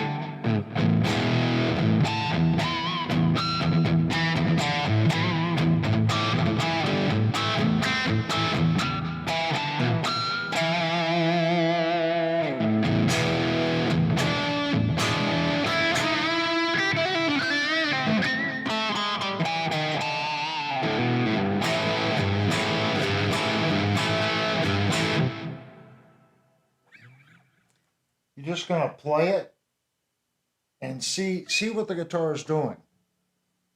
You know, don't let someone tell you that it has to be this or it has to be that. It has to be playable. You can follow the book to the T, but if you put it all and you're all done, it doesn't feel right, odds are it's not right.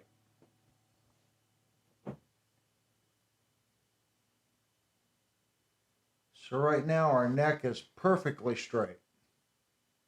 Maybe 0.1 millimeters. Let's double check that.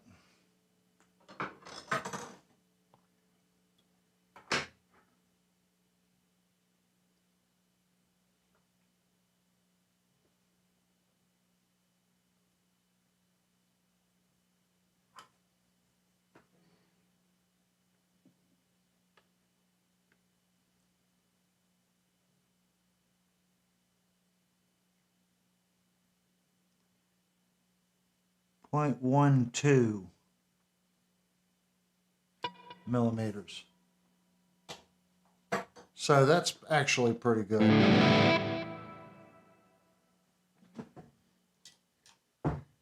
We're going to leave it right there.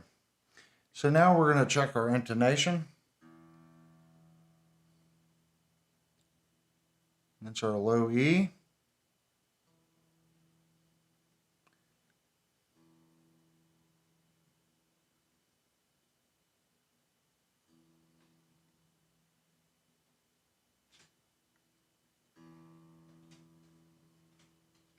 On the 12th.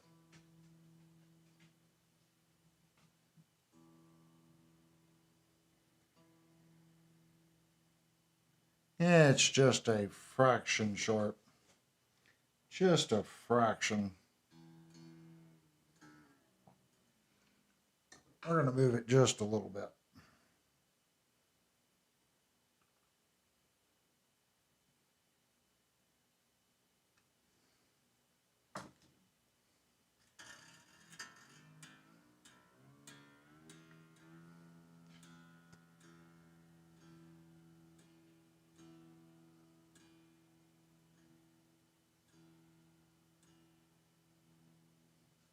get the tuner to where it's stable, where it's not rotating.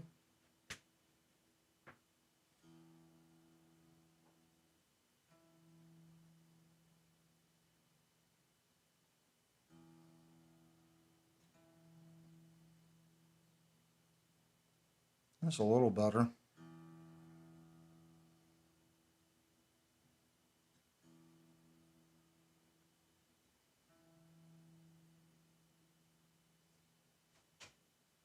All right, go to our A.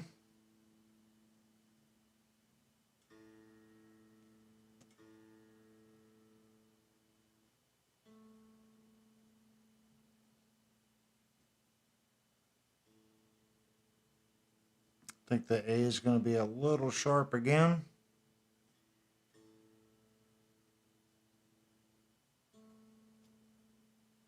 Yep, our A is sharp.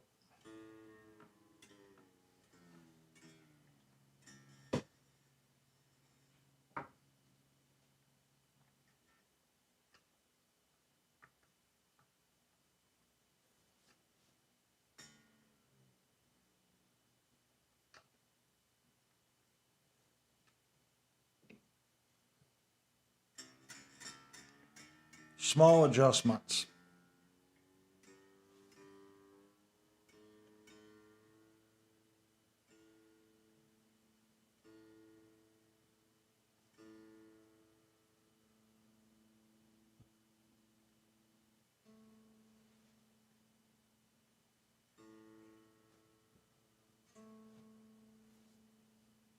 Yeah, it's really, really, really close. We're going to leave that one. Let's go to our D.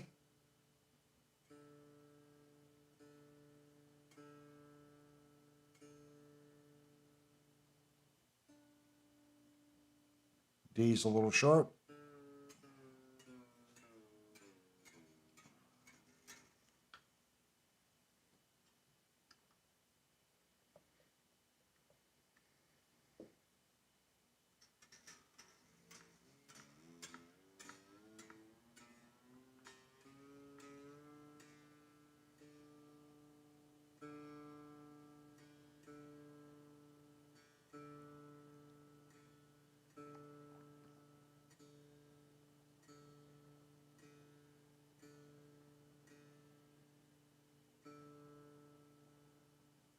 D on the 12th.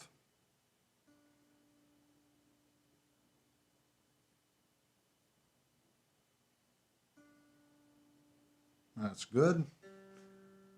Here's our G.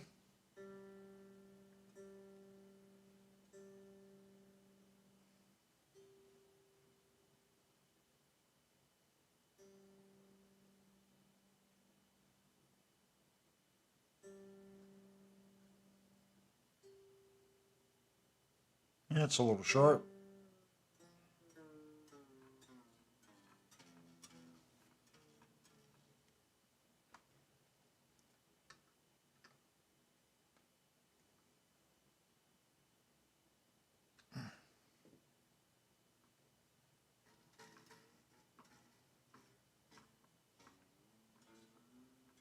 If I want to get any more out of this one, we'll have to cut the spring.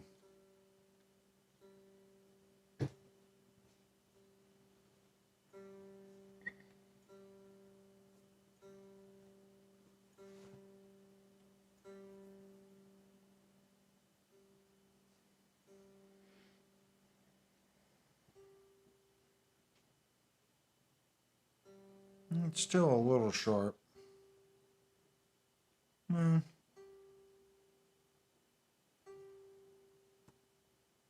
Actually, that's good.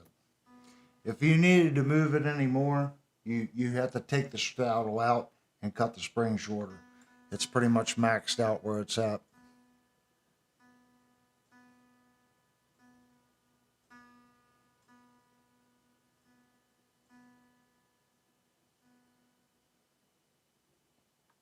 B on the 12th.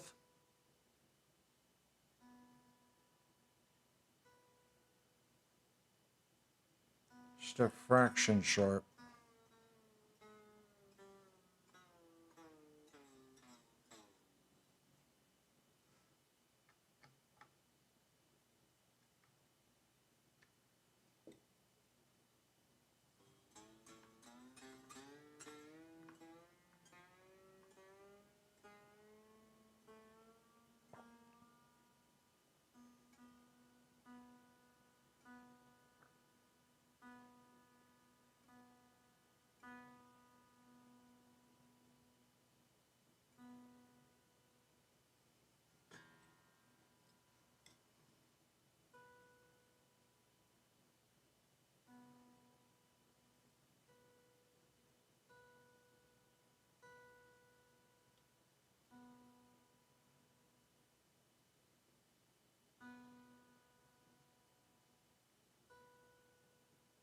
B's good. Last string, or high E.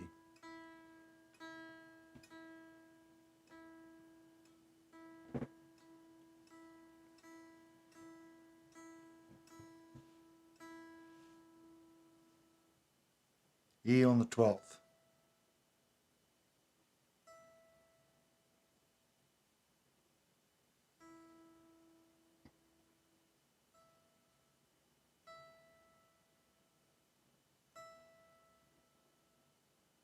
That's a little sharp. We're going to take it down just a little bit. Doesn't seem to be locking either. Seems to be bouncing.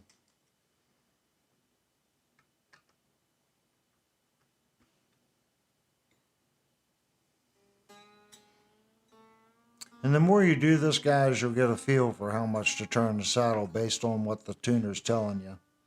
Don't get frustrated if you go too far back and forth. You do get better at it the more you do it.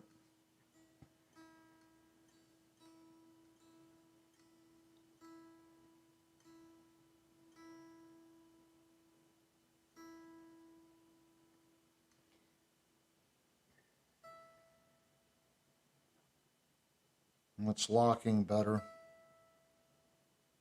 See how it's holding better now? But it is, as the note deteriorates, it goes sharper.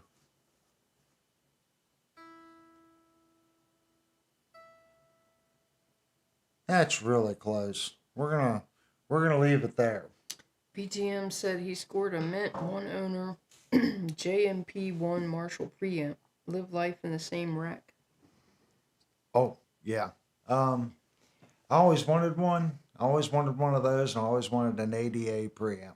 I always wanted the Piranha. I think it's called the Piranha. I think it was made by IntelliFlex or something. That was an awesome preamp. Believe it or not, Peavey made an awesome rack mount preamp too that you can pick up pretty reasonable now. Another good one was the 2101, 2112, 2120, the Artisan Digitech twin tubes preamps. They were nice. You need to talk to the other camera. Oh, it's that one. Let me switch cameras, guys. They were really nice. There were so many. And of course, the ART was a good preamp. There were so many. If you find one in mint condition, sometimes those Marshalls and Mesa Boogie made a rack mount preamp that was really stupid expensive. You could throw some coin down pretty quick, unless you find a good deal. There was an ADA that come up about 2 years ago for $300. It said it was in working condition. I didn't buy it. I should have, because those things go for over $1,000 in beat up condition. But I was kind of like, oh, this is probably a scam or it doesn't work. So I didn't end up getting it. But I'd love to have an ADA, and I'd have it sent off and have the twin tube mod done to it like I did my art. That would be a cool preamp. I need to change up a little bit. I've got my Synergy rack mount preamp now. So I've been thinking about maybe taking my Synergy rack mount preamp and getting a VP4 for it or something like that. Or a rack mount multi-effects processor, a more modern unit, and just using my Friedman and my Sedano. I have it. I could just get a nice VP4 and a nice back end, something to run my IR on, and that would be a kick-ass unit for me. I could actually even go to a Helix and then use the 4-cable method with my Friedman and have all the Helix effects and the rack mount Helix with the Friedman or the Sedano. I'm pretty fortunate. I got a lot of different ways that I could go that would give me a really good sound. I just haven't made a decision yet what I'm actually going to do. I actually looked at the Imperial pedal that goes up on there, and I thought about getting one of those with a VP4 and then some kind of load box. There's just so many different ways that you can go, especially nowadays with the way things are now. All right, let's give this thing a listen to in high gain.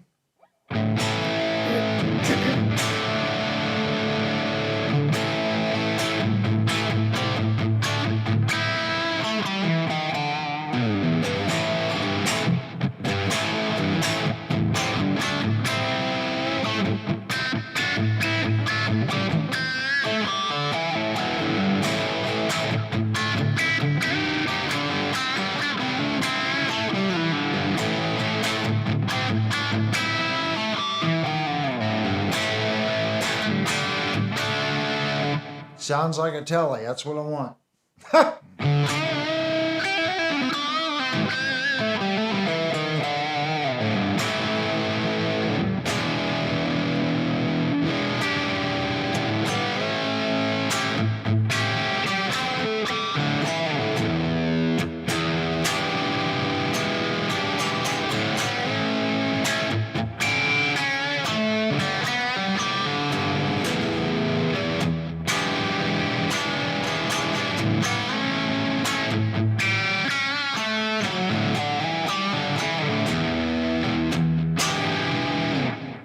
It's got a good sound to it.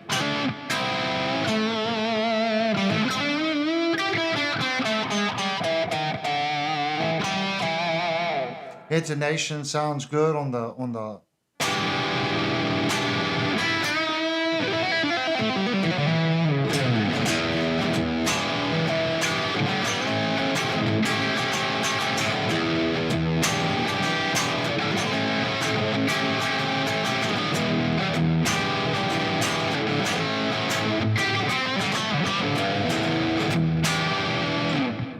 yeah, you can tell if a guitar is intonated properly.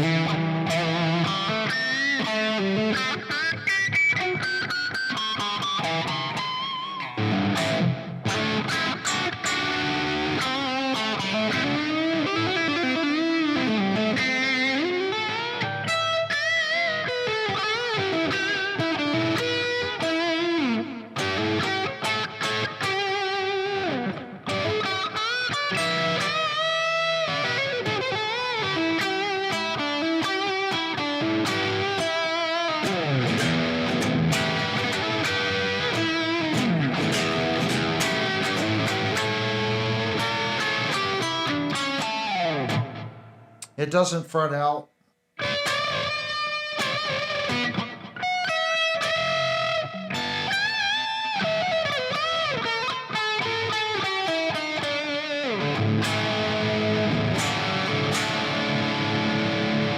think it's pretty good right there. I'm not going to mess with it too much more than that. I'm going to play it, make sure that I like the setup. I might raise the low E and B on it just a little bit. I want it to be harmonically friendly. I don't want it to choke the harmonics.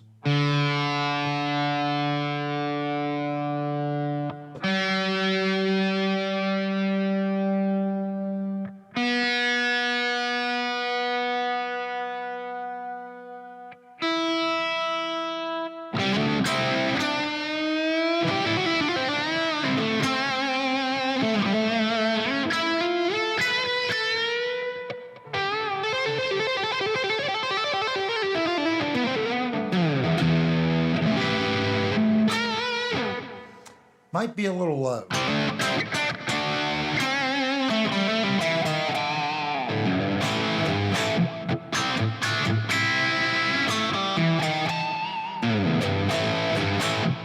Let's see what we are on the 12th. Where are my gauges?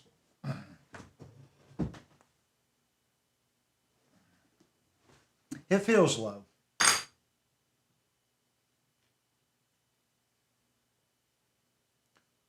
We'll start an Imperial. So on the 12th,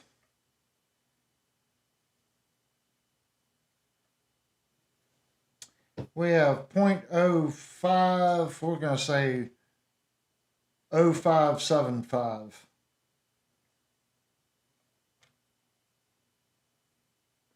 And we're right at 0.05 on the high E. So yeah, for me, that's low. Potentially works says probably a dumb question. If my guitar tech lives 3 blocks away, would it be a good idea to have him watch me play so he has a better idea next time for setup and etc.? Oh yeah, 100%. Intonation has to be set for the player because I fret pretty hard, so I can throw the guitar out of whack. Now I play a little softer down here, but when I'm setting up guitars for customers, if I can't see them, I do an average.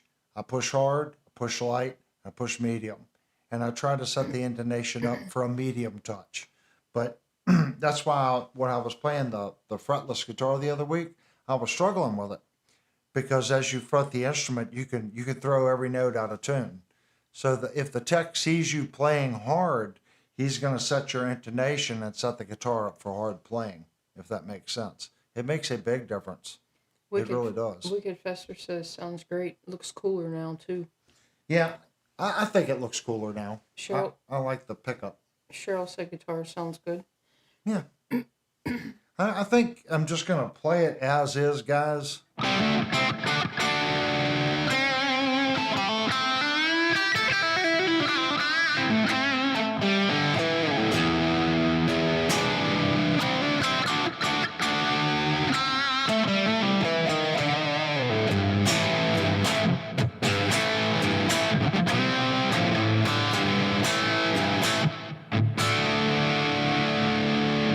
A Telecaster just has a sound.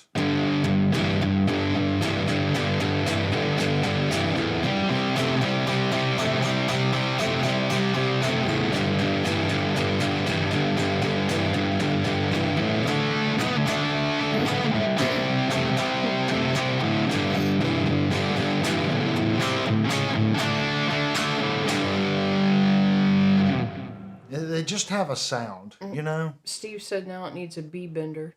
But up here it's like, you know, that's something I've never used. I've never used a B bender.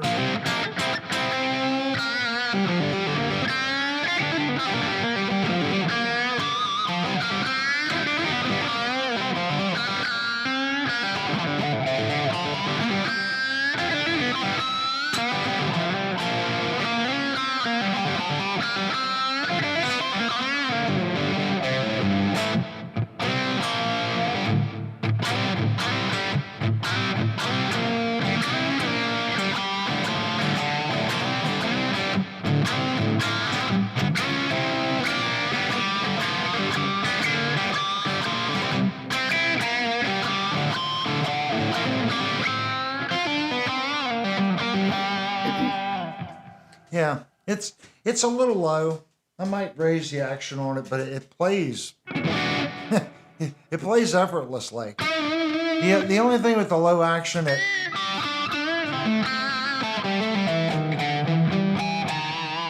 it kind of chokes the harmonics a little bit.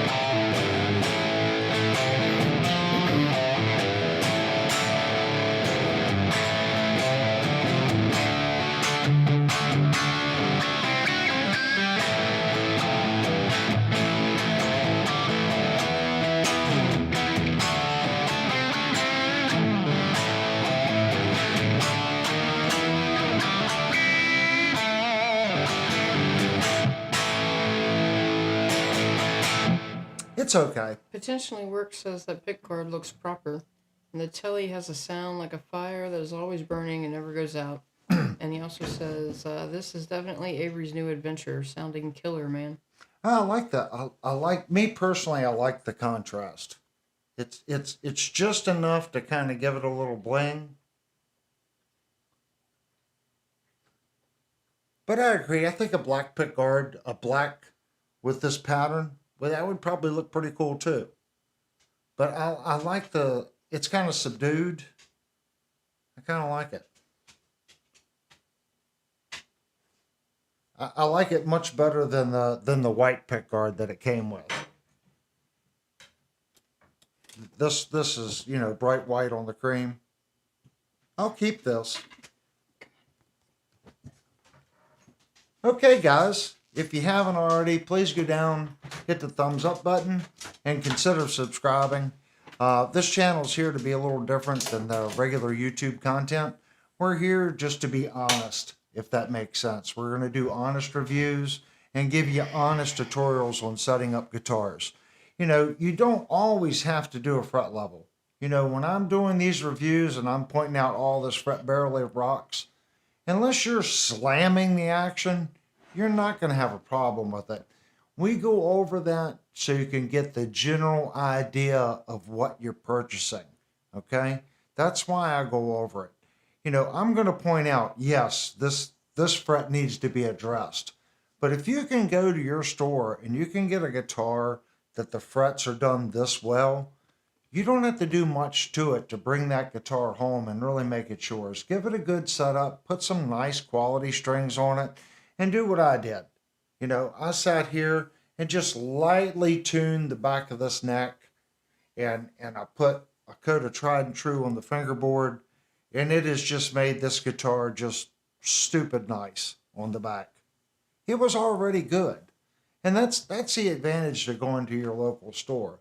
You can go, you can feel the back of the neck. You can see just do you like the profile? Do you like the broken edge on the neck here? Does it feel sharp to you? And I don't like that sharp edge right there on the neck. I like a nice rolled neck. I like the neck to feel smooth. Okay, I don't want it flat and super thin. I like thin, but I want a nice shape to it, a nice curve to the back of the neck. It's got to be comfy. How does it sit on your lap? How does it sound? These are the things, you know, if you can go into your store with a fret rocker. Go in there.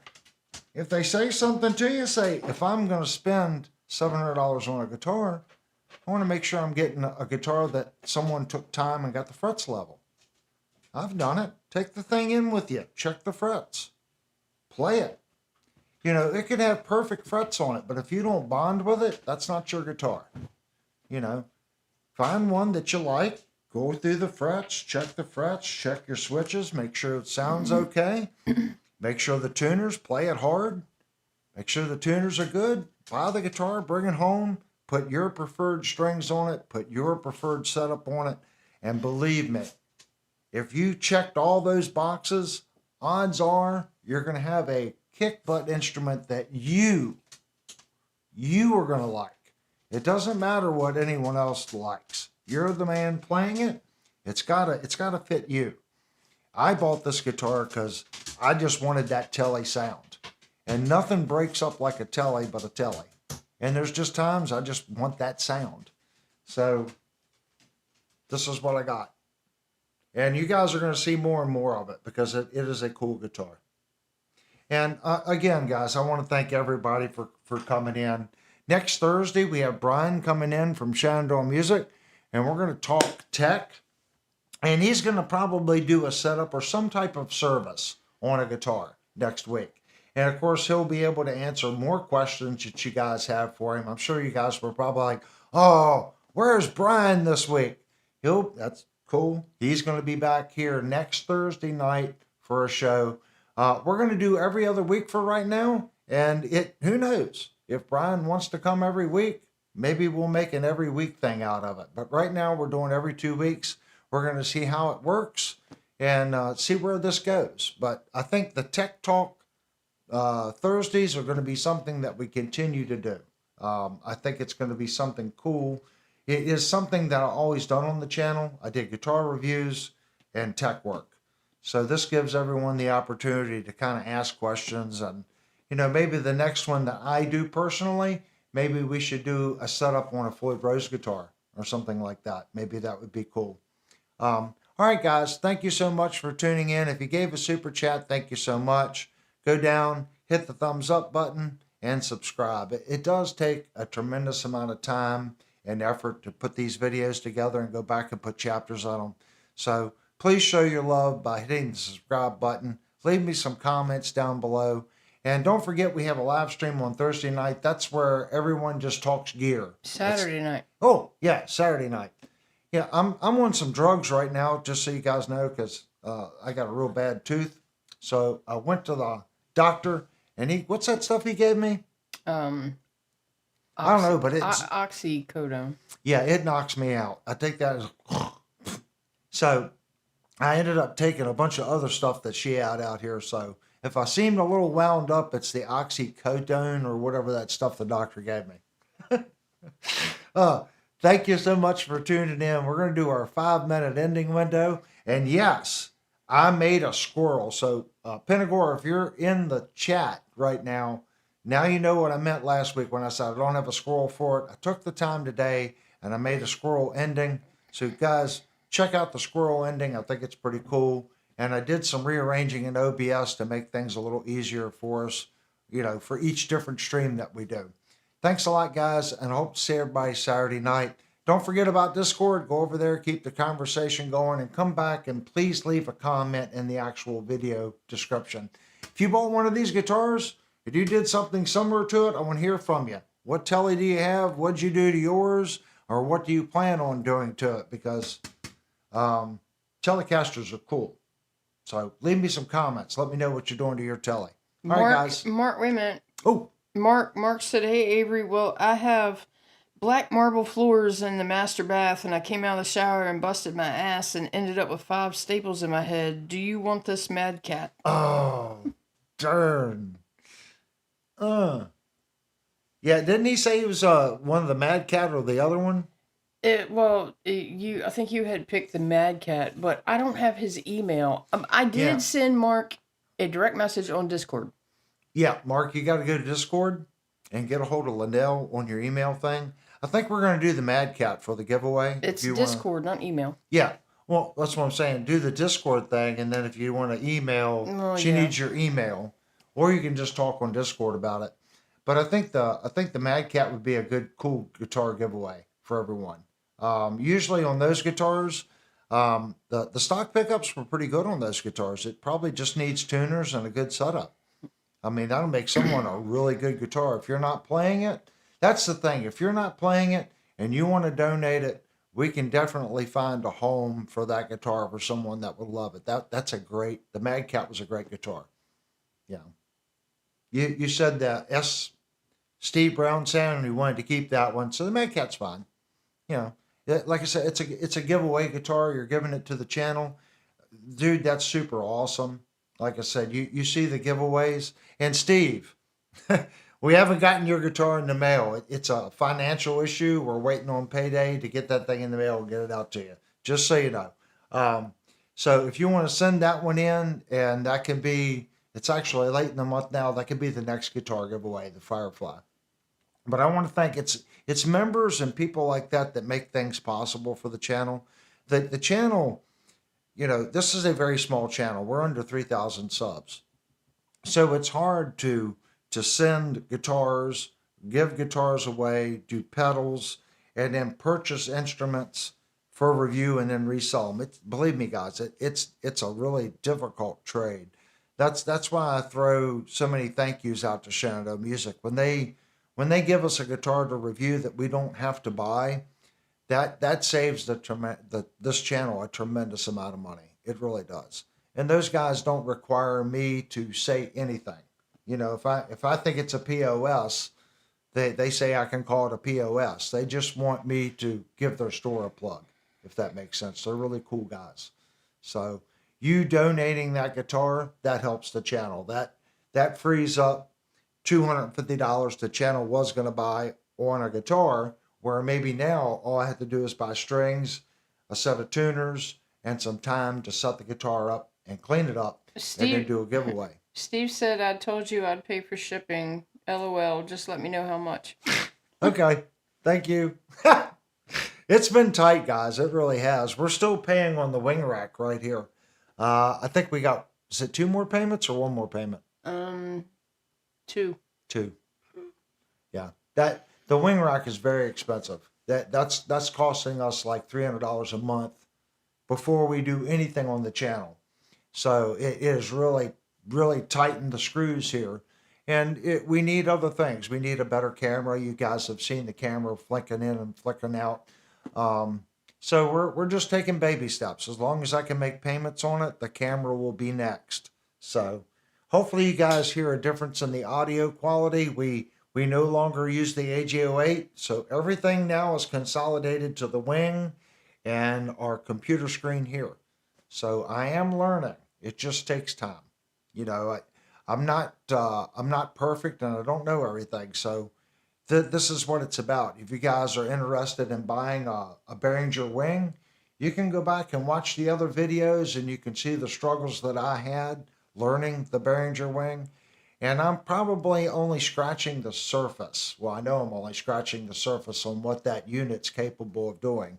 So it's equipment that I can grow with as the channel becomes bigger and we get more guests and more things going on.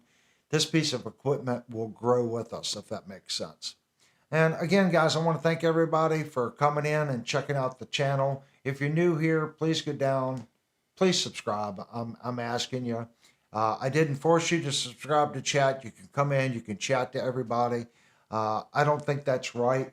It doesn't mean that it's always going to be that way, but you don't have to be a subscriber to chat here. I want you to come in and chat and have fun. JR's Custom Shop. He said he's a computer tech, and let him know if you need help with anything. I do. There's a lot of things and a lot of guys on Discord posted tips. Backwards Billy posted a bunch of things. Devastator posted stuff. Steve posted stuff. I think Kurt posted some tips. He said, unfortunately, you're 3,500 miles away, though. Right. Just the little tips. Everyone really stepped up in Discord and sent me private messages. Hey, have you tried this? Look at this site. This guy's having a similar problem. This is what he did. There were several people. And if I'm missing, if you sent me an email on how to fix it and I didn't call your name out, I apologize. I know I got at least 6 or 7 different direct messages with people reaching out, you know, with different ideas and different links to things that may help. So the community's great. It really is. It's a great community. I would have struggled on many of those things. And sometimes it works. And it's one of those things that's intermittent. In a lot of those videos that say, this is what worked for me and this what caused it. And sometimes it's like, well, I didn't have that problem, but I watched every video and I read every email. So I think it's working pretty good right now. We still get a click every now and then, but I think we're good. And I want to thank everyone that did that for me. That shows that you guys care and you're trying to help. That's what it's about. All right, guys, it is very late. We streamed for 2 hours and 32 minutes. Again, thank you so much, and I hope to see everybody Saturday night. And here's our 5-minute closing window that I just created today with the squirrel. So thanks again, guys. And let me see, which one is it? It's opening, intermission. Tech Talk ending. It's this one.